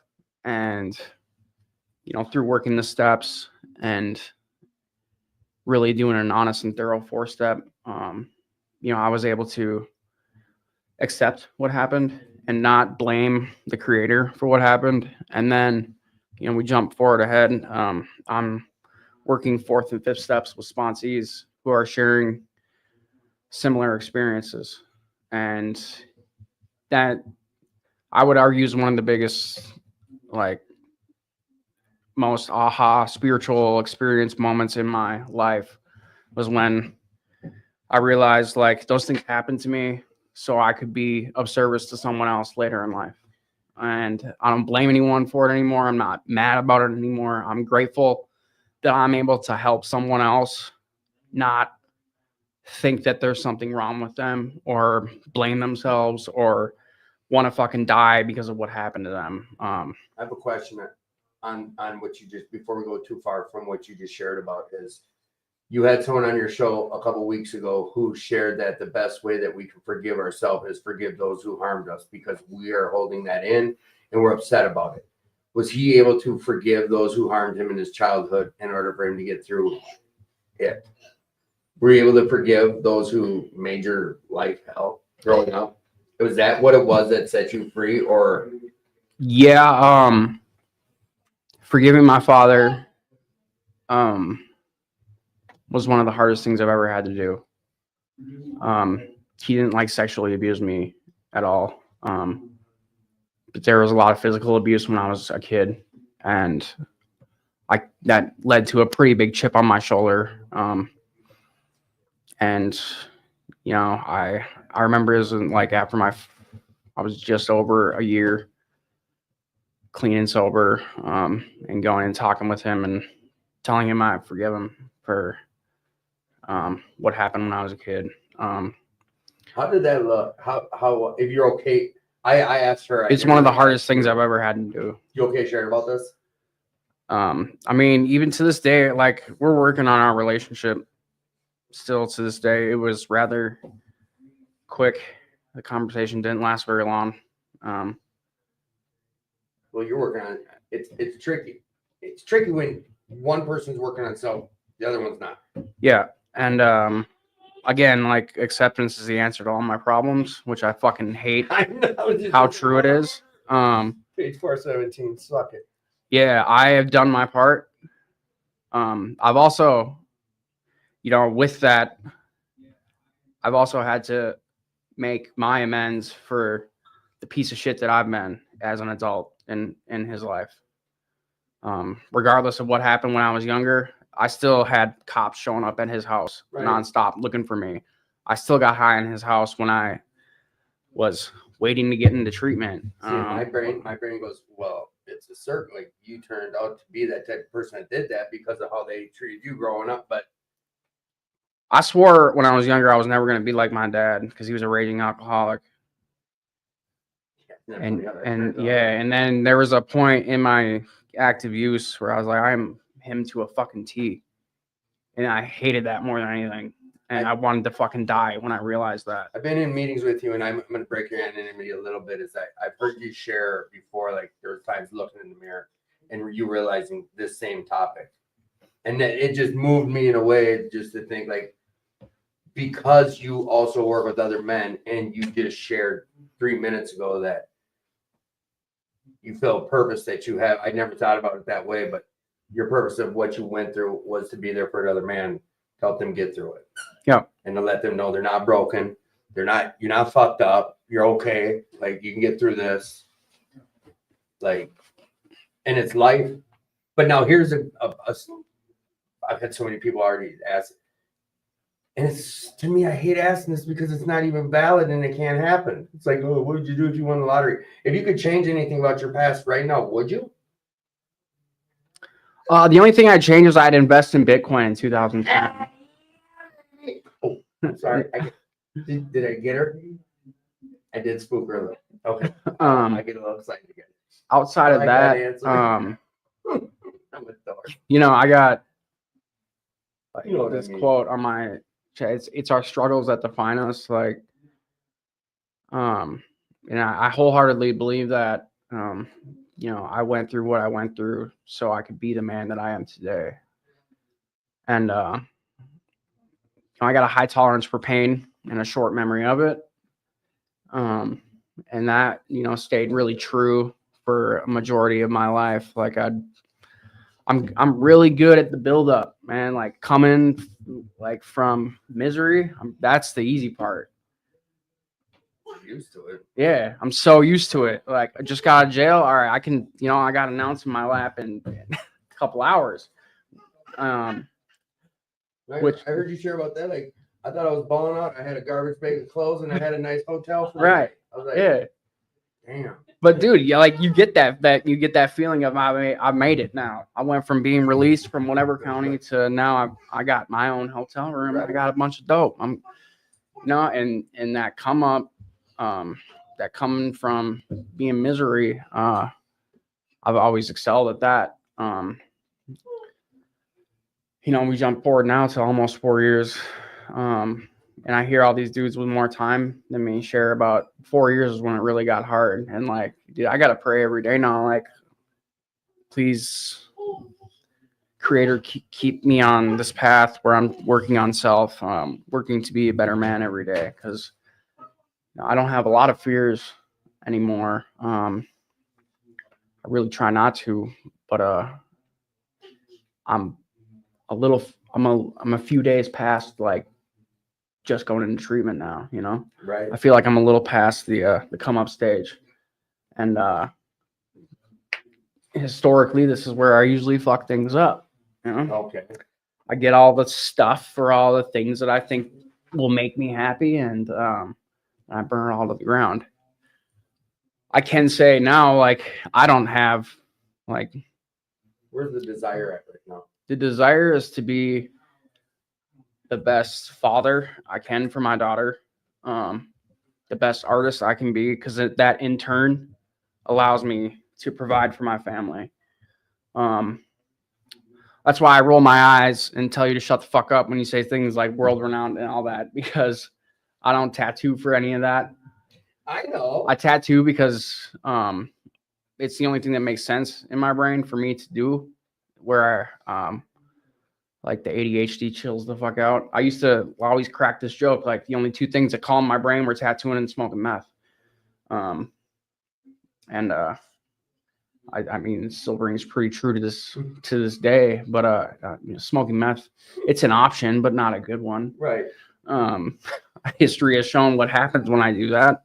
When I can tell you, you said something that resonated with me, but I remember when I got my 2-year trip, like a couple old timers, like, this is the time, this is when it's gonna fuck up for you. This is gonna be the hardest part of your recovery. I don't know why it's stuck. It's still to this day. I remember when and I got so in my head and scared. I'm like, oh, fuck, is it gonna get worse now? Like, is this gonna be all extra hard? Looking back on it, no, it wasn't, dude. None of it was. Like, there was no, this is when it's hard. This is when it, maybe for you, bro. Like, maybe for that guy who said it to me, or that guy who wants to say how doing recovery this way isn't, that's them. Like, I gotta always remember that. So, like, if you historically have an issue around this time of your recovery, then okay, it's valid for you to be in your head about it. But because someone else tells you that, I want to be the one to be like, fuck them.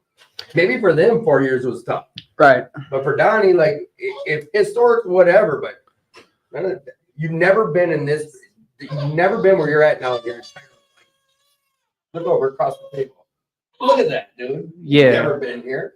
Honestly, 4 years ago, if anyone said Donnie was going to be a father, married father, yeah, on a health trip, running in the morning. Come on, bro. Come on, yeah, bro.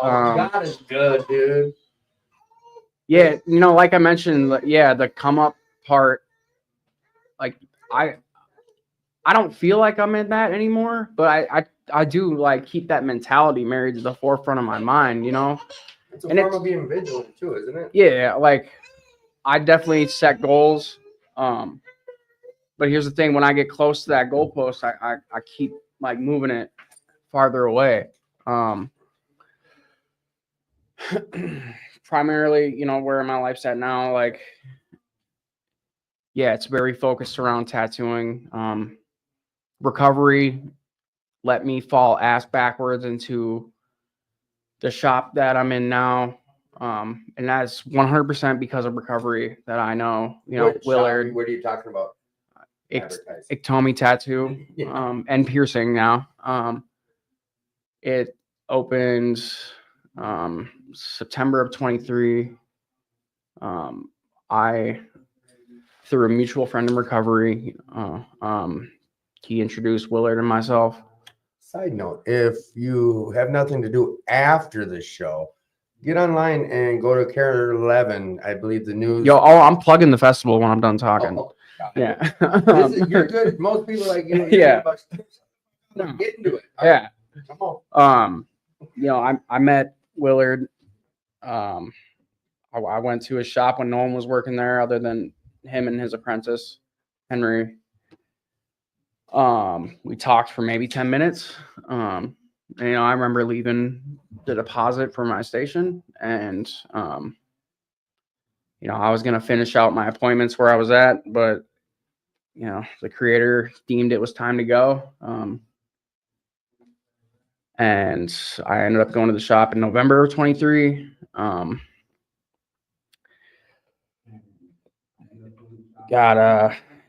that point on, I kind of felt like I was in that start over spot again, because I'm in a new shop. Like, yeah, Willard and I got along, but we didn't really know each other. You just have two things in common: tattooing and recovery. Yeah. Right? Well, that and we got a very similar story with our past and everything, but I didn't know any of that when I started. Right. I just knew he was clean and sober, and he owned a shop. And How long ago was this? this was in November of 23. Okay. And honestly, while I'm looking at it, I was kind of right back in that come up spot. Yeah. Because I went from a percentage split in the tattoo shop to paying rent. And I was like, I was like, am I even gonna be able to afford this? Am I gonna are people gonna come out here and get tattooed by me? I was like, I don't know if this is gonna work. I started there November 1st and 23. November 30th, my mom died. And I'm grateful I was at work when I found out. I'm gonna shamelessly continue plugging Willard, but he was he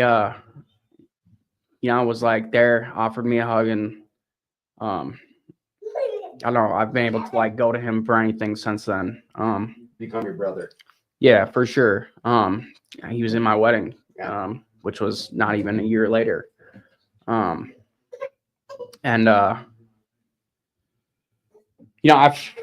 Since I've gotten clean and sober, I felt like I kind of had to relearn how to tattoo. And the artists that I'm around now, I don't know, we continue to push each other, and I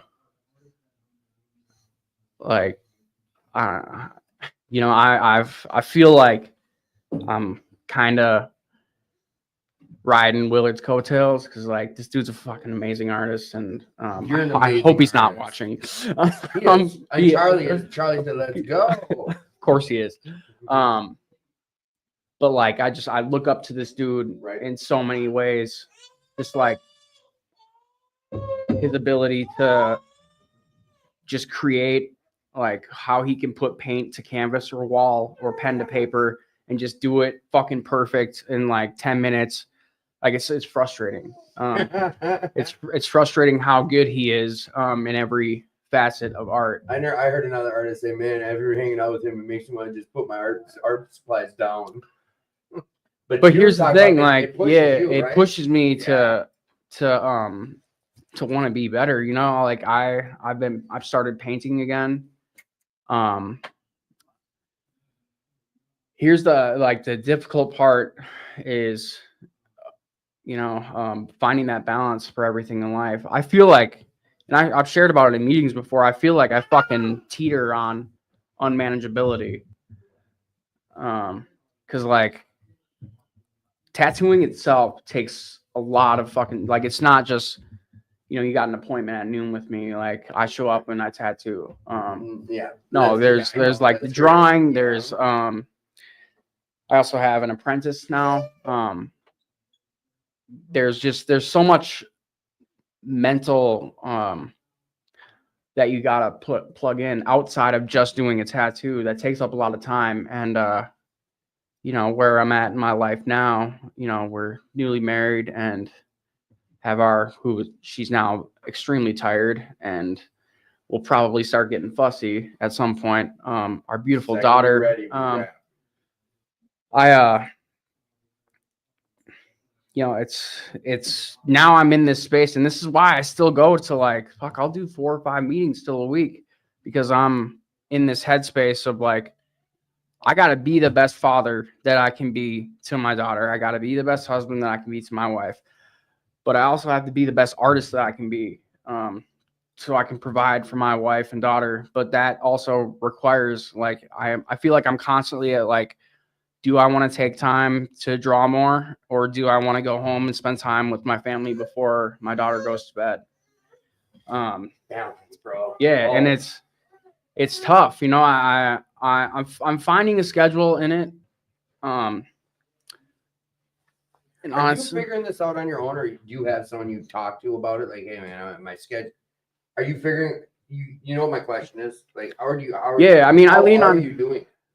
I'm shooting by fucking one day at a time, and I like, get it. I'm just wondering, like, and there's, my wife will be pretty quick to let me know, like, hey, do you maybe need a day off? I was thinking that you were gonna go the other way, but like, she's quick to let you know, hey, you're fucking up, or da da da. Well, yeah, I said it nicer than you did, but it's basically we said the same thing. Like Okay, she knows when I'm fucking. I'm not gonna like, dude. Yeah. When I'm fucking like tweaking without getting high, Right. like she knows and she can tell. Cause I try to the best of my ability to like be spiritually fit and like talk about everything that I got going on. Dude, I can do it in a meeting, no problem. That's why like sometimes my wife hears about shit that I have going on because she's in the same meeting with me, and I have no issue admitting like I struggle with communication. And here's the thing, like, yeah, we're married and everything, so like in my addict brain, like she can read my thoughts. She knows what I have going on. We sleep next to each other every night. She knows that I'm going to be at the shop late tonight because I had a walk-in or I'm showing Austin something or we got something going on at the shop. She just knows, right? See, and that's like, yeah, it's fucking crazy when I say it out loud, but that is how my brain works sometimes. And she's like, do you think maybe you could tell me when you have things going on? I'm like, don't you know? Communication, brother. Yeah, communication. You're saying this, yeah. Like, okay. And I would say like something that, I try to actively work on. And, but still, it's like finding all this balance. I only bring that up. Like, I know I haven't been sharing about it as much, but like for a while there, I was making it real clear to people like, dude, this program gave this to me. Like, I call these old timers, or I call these other people. I'm like, hey, man, I'm fucked up. Or like, dude, I just remember earlier recovery when I had to call a guy and ask him how to open a legit credit card. And like, I was so ashamed. Like, I'm 38 years old calling someone like, hey, how do I do it with my ID? Like, how do I get a checkbook like under my name? Like, legit. And he was cool about it. But that's why, like, you're talking about some shit that's new for you. New. Yeah, for sure. A wife and a baby and a career and meetings in your recovery. Like, and I get one day at a time. Well, and here's the thing, like, I get in my head sometimes about shit. Like, I'm the provider for my family. My wife is a stay-at-home mother. She takes care of our daughter, which is a full-time fucking job in itself. Yeah. And I'm not gonna lie, dude, I'll spend a day with our daughter, and like by the end of it, I'm like, dude, I don't know how the fuck she does this.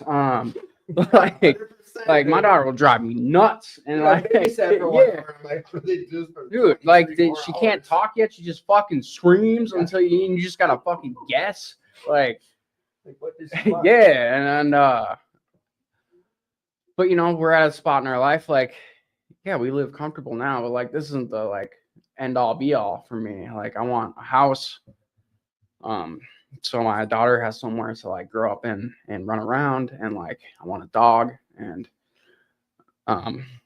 which Jamie knows I'm coming to get a pit bull as soon as I buy a house.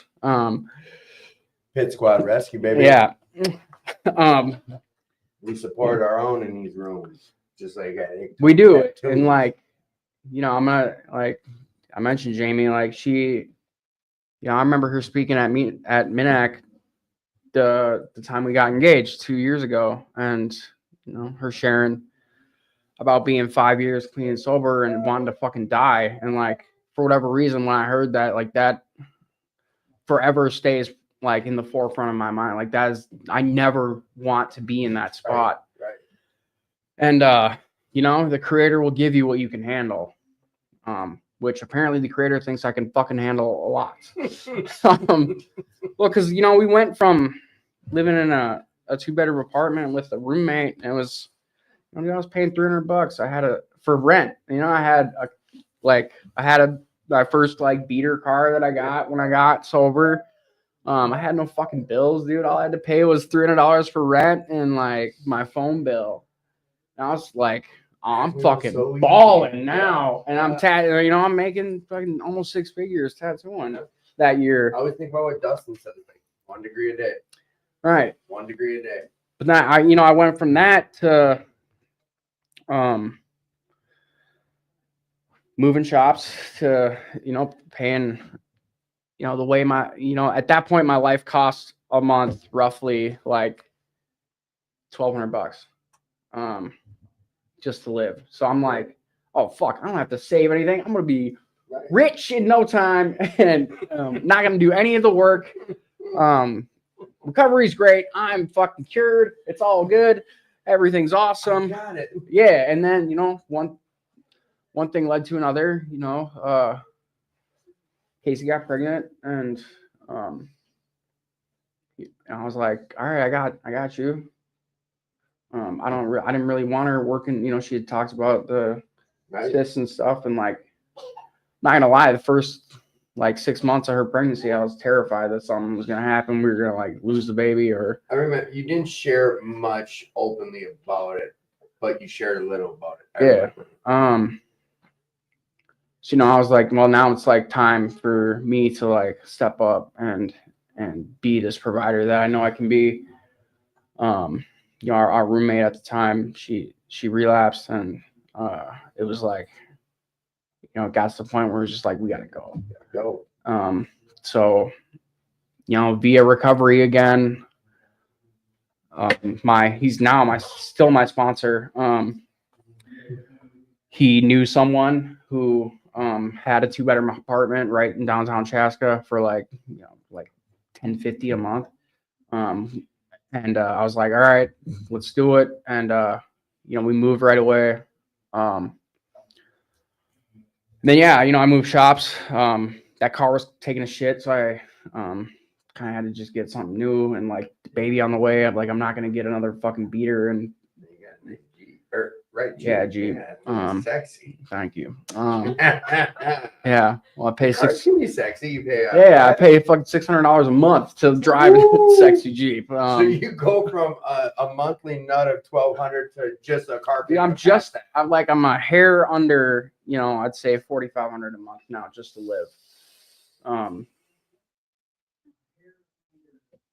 And you know, I have to continually keep going to meetings, keep sharing about where I'm at and what I got going on. Because I have to continually remind myself that the creator will give me what I can handle. And you have a strong faith today. Yeah. You shared a lot about this thing, like get your knee praying and your creator, and yeah, my concept of a higher power, you know, was a struggle in the beginning, but you know, it's an ever evolving, like what my higher power is to me has changed several times throughout my recovery, and it probably will continue to do that throughout. just, you know, that's the beauty of either fellowship, really. You get to develop your own concept of something that's greater than you outside yourself. It's And not yourself. right. And you know, again, like going to work at Iktomi, and getting to connect with like Willard and Gary, and really talk. We've had a lot of talks about spirituality and like what a higher power is and all that. And like, you know, those talks have definitely like helped shift my perspective on what it is. And it's made it a lot easier for me to like just continue to rely on this great unknown. And that's new for you, right? It's very, very new for me. There was nothing greater than myself when I was getting high. Because what could be greater than Donnie, right? Ah, Yeah, I thought that shit all the way to the jail cell. Right, Like, every time. Yeah. And yeah, I don't know. This is a new part of life for me. It's, you know, I'm looking at getting in a house now. Like you check your credit score? Yeah, dude, I have like an okay credit score. I mean, I wish it was where it's at today when I bought that fucking car, but yeah. But that's the thing, like, you know, I got approved for a loan. I didn't give a fuck what the percentage was. I was just like, new shiny, bet, let's run it. These morons are gonna give me like 26 grand to get this car. Like, we do this. yeah. I I was like, know who I am. I was like 12% interest. That's not bad. Yeah, it's pretty fucking bad. But again, like the problems that I have today, dude, I prayed for a fucking life like this when I was getting loaded. And No, I get this question all the time. Are you able to remind when you're in the suck, when you're in the shit, when your head's playing these games, are you able to bring that thought back to the forefront? Are you able to utilize situations of those memories when the suck shows up? yeah, thankfully. And if I'm not, yeah, thankfully. I don't know, like she knows if I'm sitting in the suck. But also like, you know, I'm really close with everyone I work with. Like, you know, we're all in recovery. So it's really hard. Honestly, I don't have a lot of room where I can go and like fucking sulk in my own shit. You don't know the responsibilities. Yeah, and I'm pretty grateful for that. I don't want to fall on her.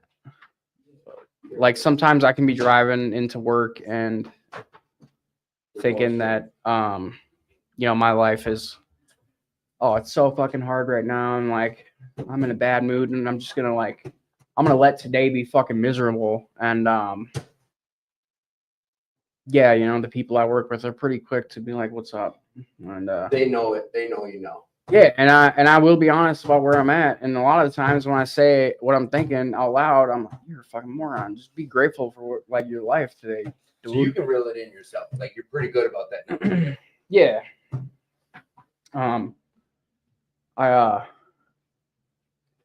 Yeah, I wouldn't be who I am today without the people that I have in my life.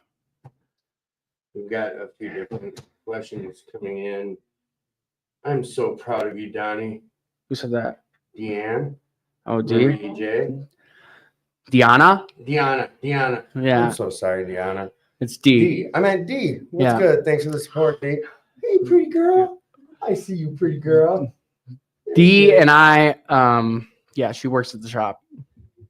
I know D then. Yeah. I meant D. Yeah. We And love to she drive shout each out other fucking Willard- crazy sometimes. Willard Millbear. Male bear. Millbear. Yeah. You know, Willard. I know Willard. Yeah. No, I just know. I saw something today. He was like, "Hey," it was like at 10 o'clock this morning. Like, "Hey, if you got channel 11 on your TV, come check out this space. I'll be on at noon." What was that about? Do you know? Yeah, it was about you know, a week from today. Let me pull up the flyer so I don't butcher anything. Is that delay that messes with me being able to hear the speaker out there? You can only hear it when you're not talking. The Minnesota Aikido Festival. It's tattoo art and culture celebrating indigenous talent and community. March 14th, 15th, and 16th, in which I believe the governor named March 14th Minnesota Keto Festival Day. I'm probably butchering. Yeah. Yeah, that happened. And yeah, Willard was on Care 11 today promoting the festival. It's really the first of its kind. Those who don't know, Iktomi is a Lakota trickster spirit. It's the name of the shop. Willard's enrolled in Standing Rock. He's Lakota. And yeah, a lot of indigenous people work at the shop. This festival, like I said, is celebrating indigenous talent and community. Actually, there's it's not just a tattoo convention. There is, let's see, since the schedule was posted today, there's going to be like indigenous performers coming, like Stella Standing Bear. She's coming from Canada. Let's see. Yeah, because that isn't it St. Patrick's Day too.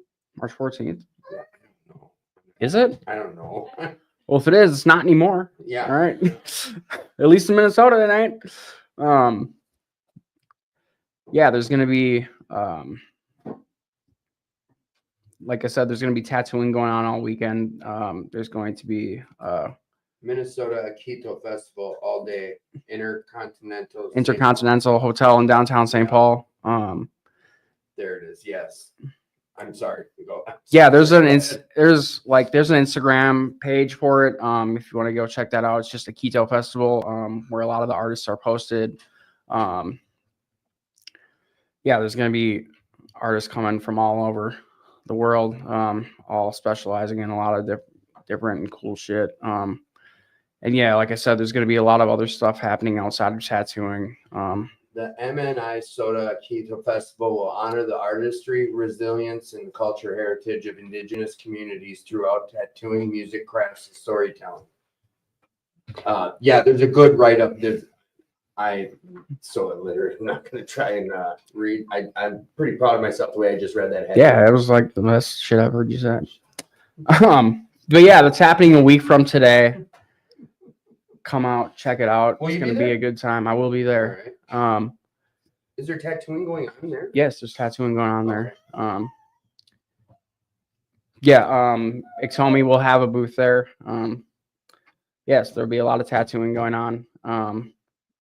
But yeah, there's a lot of other stuff going on with over too. 45 booths, the vendors marketplace will be feature handmade goods, artwork, traditional herbs, and other unique items crafted by indigenous owners of different businesses. Attendees can also savor traditional and modern indigenous cuisines from local food vendors, including innovative non-alcoholic beverages like mocktails and CBC and cannabis-based drinks, workshop performance and panels. There's tons and tons and tons of stuff. Wow, looks like I got plans on the 14th. Yeah, and it's not like you don't have to be indigenous to go. Like everyone is encouraged to come check it out. I'm very excited. Yeah. No, and these other things too. Like we get to be. I for some reason some epiphany happened to me about 6 months ago or something with being able to do stuff. I don't know how to even word it, but Donnie will share about something in a meeting and how he made it through it, and I'll sit back and think about it. Like, well, shit, he struggled with this, but he did that. I could try doing that, and I know your average person be like, yeah, no shit. Like, go ahead, try whatever you want. But for some reason, well, yeah, when you say it out loud, it sounds stupid. Like, no shit. Oh, what works for him will work. Yeah, but like, I can't speak for anyone else, but I think I'm terminally unique. Or like I'm too special for what you did to work. right.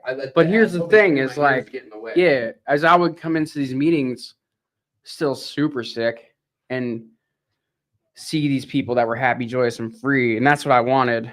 But then they were like, "This is what I did," and I was like, oh, "Shit, fuck that, dude! I want your results, but I don't want to do the fucking work." I want to jump to the head of the line.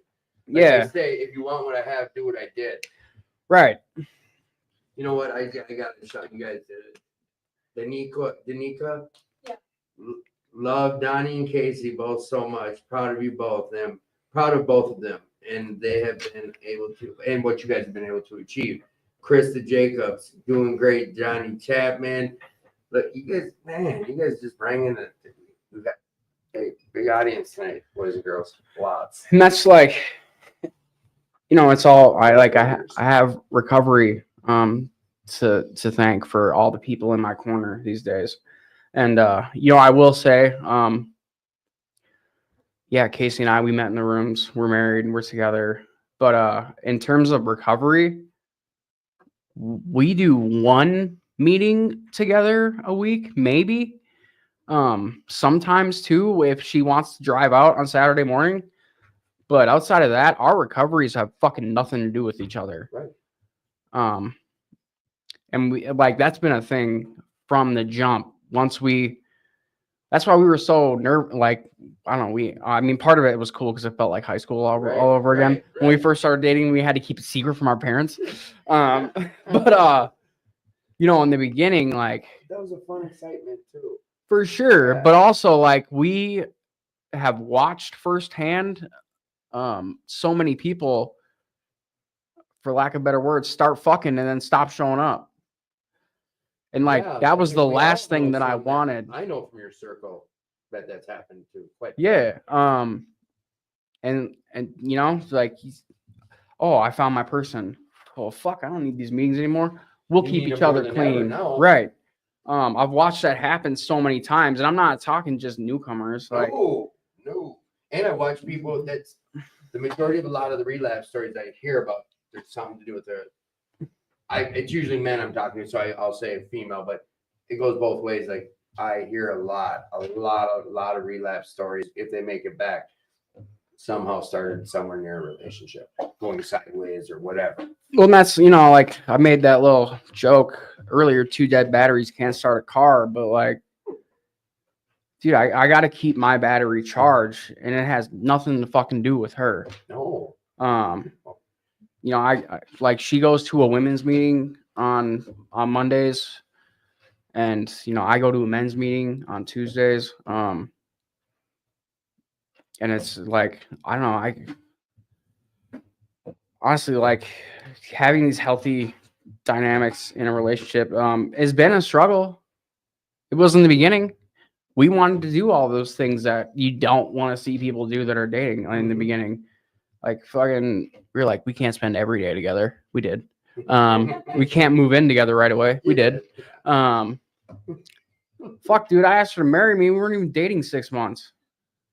Hey man, the heart wants, the heart wants. Right. You know what? As someone said, follow your heart. Hey. Yeah. But you know what? You met each other. You met each other's version of who you are today. You guys know about each other's old person. Yeah. But you met this ties into the dead bat. Well, that's she knows. If I was trying to hook up with her, she would never know half the shit she knows. Right. Yeah. And I see it. which is awesome because there's no veil I have to hide behind with her. And To me, it goes to that thing based out of honesty. To me, Yeah. it's so new. When a relationship I was in recovery was it was awesome to be part of something where it's based out of honesty. Casey shared about everything was a lie prior to recovery. Everything was a lie because I didn't want people knowing about how much I used or that I used or this or trying to get more, the stealing, and just then you get into this and then you share yourself with someone, but it's based out of honesty. For the majority of us, I can't speak even for you guys, but for the majority of what I've heard about it, and I know for my own self personally, to be able to have something that pure, that's the shit. well, yeah, and Shit. That's I don't know how else to verbalize it. I in terms of my recovery, when Casey and I first started dating, it was, I can't speak for her, but it was a struggle in the beginning not to be all right, well, this is it. This is what I've been looking for. I have Found it. found my solution Found it. in the form of a woman.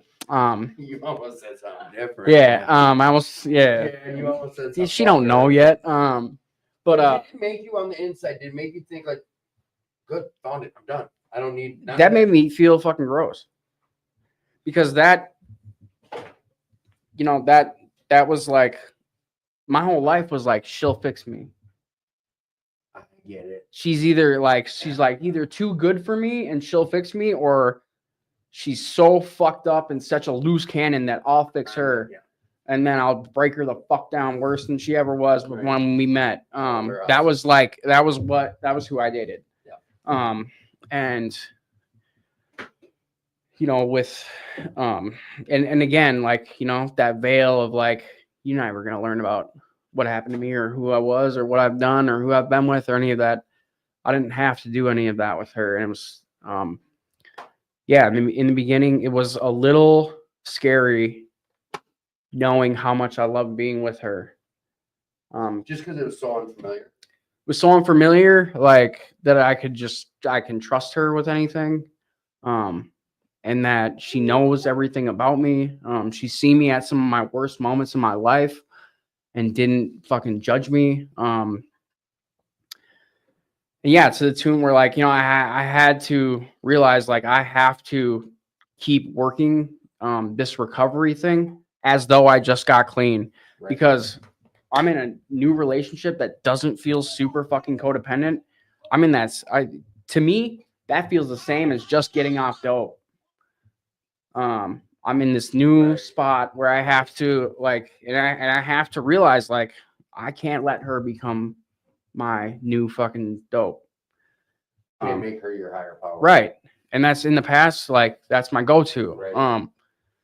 So it's just new. This is all new. It's new territory. Yeah, it's super new. And then there's that whole taboo of us meeting in the rooms or whatever, which like I don't give No. clearly I don't give a fuck about any of that anymore.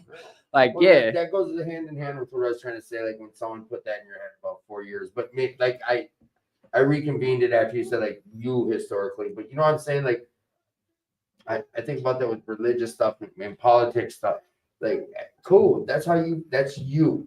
Like I really learned that in recovery about this side of like, this is me and this is where I'm at. Like, as long as I'm not pushing it on you, like, cool. Right. And like, people, I feel like the topic of relationships gets fucking dodged in 100%. Recovery. And like, The ones talking the most about are the ones who've been scorned or hurt, or Right. the ones with the biggest that I've noticed. And I'm not saying that's the facts, but that I've noticed personally, it's the ones with the strongest opinions are probably the ones you should be listening to, in my opinions. yeah. And I've been on both sides of it, wherein like, I dated unhealthy in recovery. Mhm. And now I'm like in a healthy relationship, and I have to look at it like she could leave me tomorrow, and I think I could get through it without getting high. Yeah. And I have to look at it like that. Casey's not my end all be all. She's my wife, who I love with all my heart, and the mother of our daughter, and there's nothing I wouldn't do for her, but she does not dictate how I'm gonna act. But in the past, that's what had happened. Like I said, I didn't do meth for 11 years. I was with a chick pretty much that whole time, and then things didn't work out.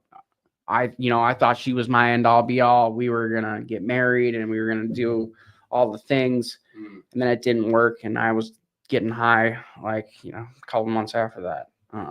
It goes hand, like you can't make something else your higher power.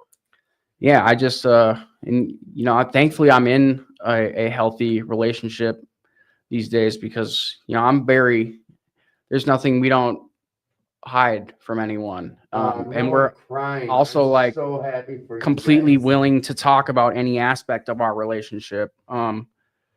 And a lot of it, will be like, I'll tell sponsees like, dude, I got no issue with you dating in recovery, but like, fix your fucking self Right, first. Right. Because again, 2 dead batteries, can't start a car. Everyone knows my feeling that like you gotta love yourself before you can go out there and try to offer anything to someone else, in my opinion. But we've all seen that, and anyone out there listening knows what I'm saying. And we've had a whole show about this. Love yourself. You owe that to yourself. Figure out how to love you first. And that, like, I don't know, real quick, like, you know, with that self-love piece, like, I struggled with that for the first 2.5 years of my recovery. And I would equate, you know, so what, you know, I would equate my self-worth to how hot the chick I had with me was. Oh, And here's the thing, like, you know, thankfully the creator, like, really gave me a struggle in that regard. Like, she's one of the most beautiful women I've ever been with. And I, you know, when we were dating and I was with her, but I was still fucking miserable. And I, you know, I gained, I ballooned up to 400 pounds. and you're Over- at what now? I was over 400 pounds. We didn't talk about this at We all. didn't talk about this at all, but you know, that was when I really had to learn how to love myself, because I had everything historically that I thought would make me feel better about me, and none of it did trick. And you know, I finally had, much like when I got clean and sober, you know, I looked in that mirror and I fucking hated what I saw, and I was 2.5 years clean. And I don't know, I think like my true self-love really started like when I made the decision to like get right with my body. And yeah, it's definitely still a work in progress, but I've lost over like 130 pounds. Yeah. D is still showing love. You two are perfect. I love your little family. Yeah. She, you know, again, recovery has brought me to people that I, you know, I wouldn't trade anything for. Like you're fucking interrupting ass. You know, recovery has given me this, you know, like that chip on my shoulder that I had with my parents and all that. Yeah, it led me to have this really negative self-thought about like this negative self-idea about like family, and that family ain't shit, and you know, you don't need anyone. But again, like, you know, recovery has given me this whole brand new family that for the first time in my life has shown me that people can love you unconditionally. And you know, now I can look at the mirror and I don't hate what I see, and you guys taught me that. Again, I have everything I do and I owe it all to recovery. Like, I never thought I would. Yeah. Oh, hey. She's trying to be funny now because she'll start crying. Yeah. Oh, is that the defense mechanism? Yeah. That's You know what, Casey? Now that you're in front of your mic, I got a question for you. Okay. Elaborate on what Donnie just said. Which part?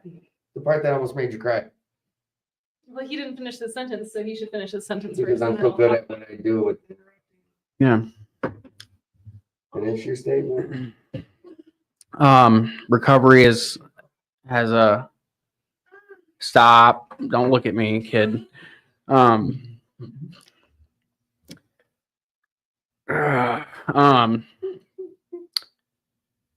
You know, it's because of recovery that, you know, I got to watch the love of my life carry our daughter for 9 months. And then, you know, on March 12th of 2024, getting to drive her to the hospital and hold her leg up. Hold her leg up and catch our daughter and cut the cord. And you know, that moment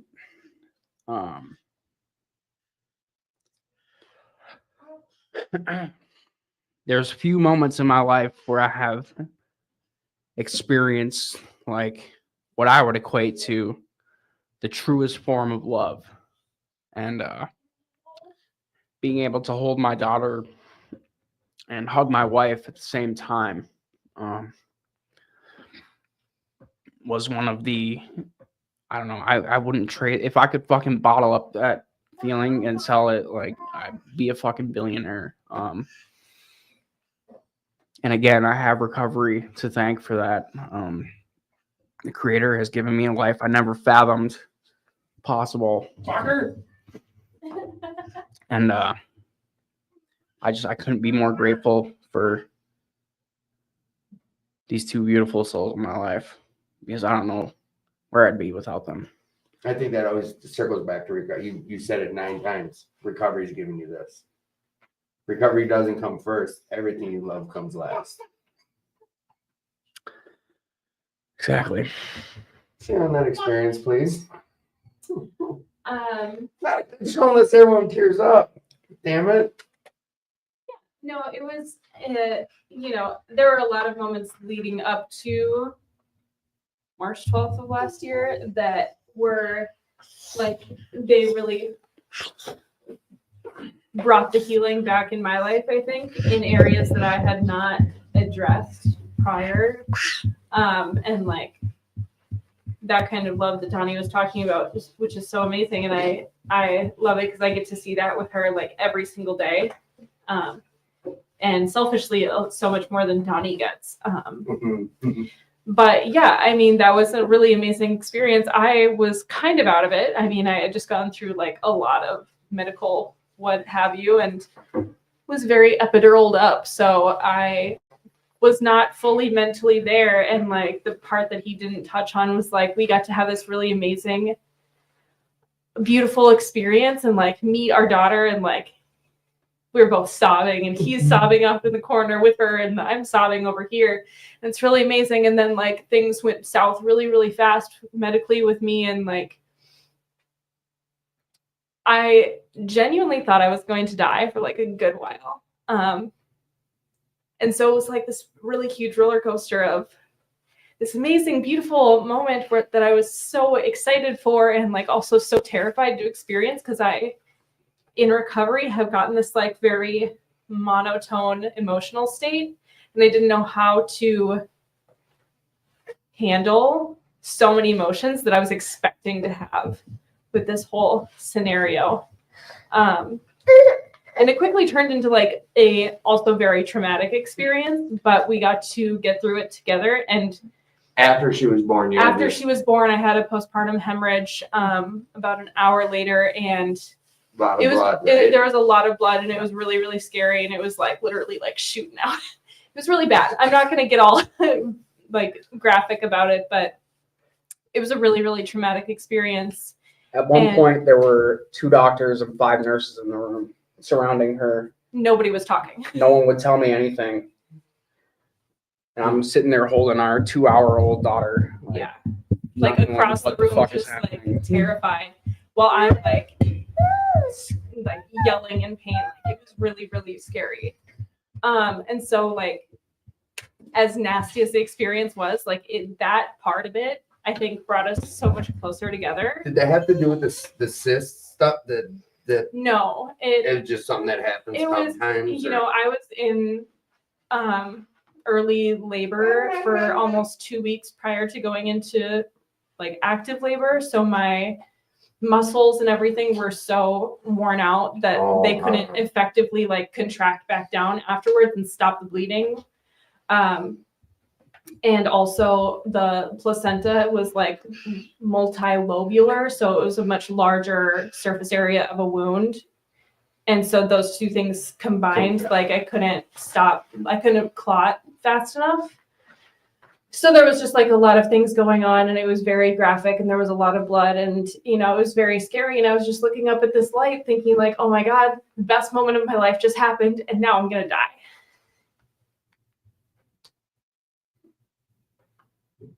And he had to watch it all, which really sucked. But like, as a result of that, again, spiritual experience that I didn't expect at the time. And I didn't recognize at the time, but later looking back, like I can see That's what that how was. much that did for my program and like my life,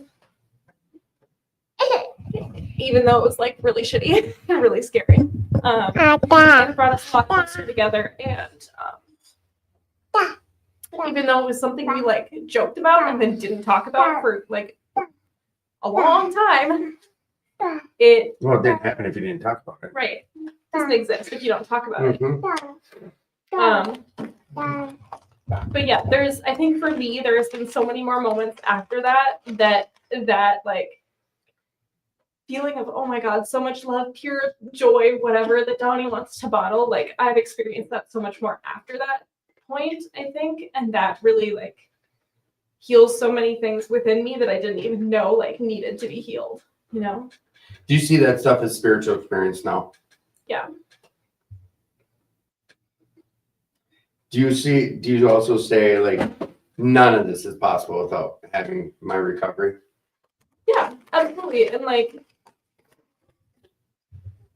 to put it as simply as possible, like everything in my life today rests on my recovery.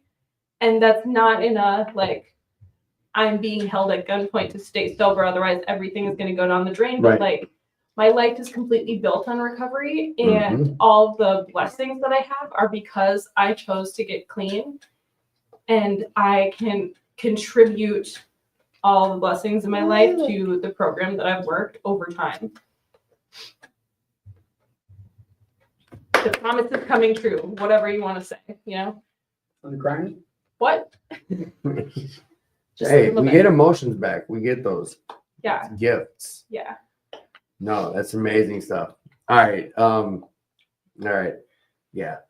All right. So this is where we're gonna start wrapping up. And we're gonna start with you, Casey. Okay. So, and I always give it, is there anything that you want to share with the audience before I get into some final stuff? It's not a lot, maybe 5 minutes left with you guys. I would just say that if you're like considering the fact of like, what if I stopped using today? What do you have to lose? Like, drugs will always be out there waiting. Alcohol will always be out there waiting. If you decide to get clean and you decide you hate it, you can go back to it if you really want to, but like give it your best shot. What do you have to lose? Yeah. Love that. Somebody that I know says your misery is refundable. Oh, You stole this thunder. All right. So, name of this show is Attitude for Gratitude. So, this is where you talk to me about your gratitude. What's that look like today? I am really grateful that I have a wonderful sponsor in my life, and I have a wonderful like community of people in my life that I can call true friends and like really real relationships, not just with my husband, but like my friends. And I'm really, really grateful for that. I'm really grateful that I get to watch my daughter grow up all the time, every single day. And I don't have to miss out on that when she's little, even though she drives me freaking insane a lot of times. Be careful, those are sharp. But I'm grateful for that. And I'm grateful for the clear mind that I have today, so I can be 100% present for life and not constantly forgetting or just cloudy. So, if you could have any superpower, what would it be?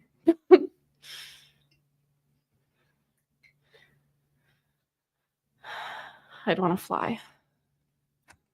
Hey, girl. I knew she was a winner. I was going to say I wish I could read my husband's mind, but no, I Do you want to really fly. wanna? No, I don't want to. It would make my I've life had a little like bit 3 or easier, 4 though. people say mind read, and then I'll be like, all right, so do you get to choose when you hear it, or is it just like that one show where the guy hears everyone's thoughts?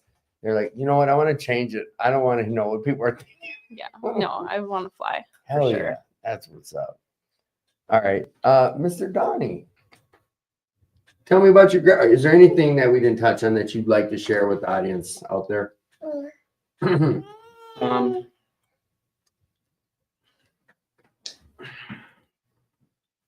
You're good. I'm about being close. We're being getting good sound out of you tonight. Yeah, keep going to different meetings until you find your people. I'm very blessed to have a couple meetings in very different areas, and you know, it's led to this collective fellowship of friends and family that I have that I wouldn't trade for anything, and I never would have found that if I had just been going to the same meeting nonstop. Yeah, AANA, it's all fucking dope. Whatever you find that works for you. Yeah. So, name of the show is Attitude for Gratitude. Tell me all about your gratitude, son. What I'm grateful for today, What you grateful for today, Donnie? I get to wake up to this little monster every day. Eating Cool Ranch Doritos. Cool Ranch Doritos, because Does she have her front teeth yet? Any teeth? she's got all them She's chompers. 19. Man. Oh my god! I guess I don't know the timeline. I heard crunching. I'm like, is she got her teeth? Yes. Yeah, I wouldn't be giving her chips if she didn't have teeth. I- Like, Well, mom's like, they're sharp. I'm like, well, yeah, they are. They're gonna mess your gums up. Talking to a man with not too many teeth left, so at least you got some left. not after the 17th of next month. Yeah, I'm just I'm grateful to be where I'm at in my life. You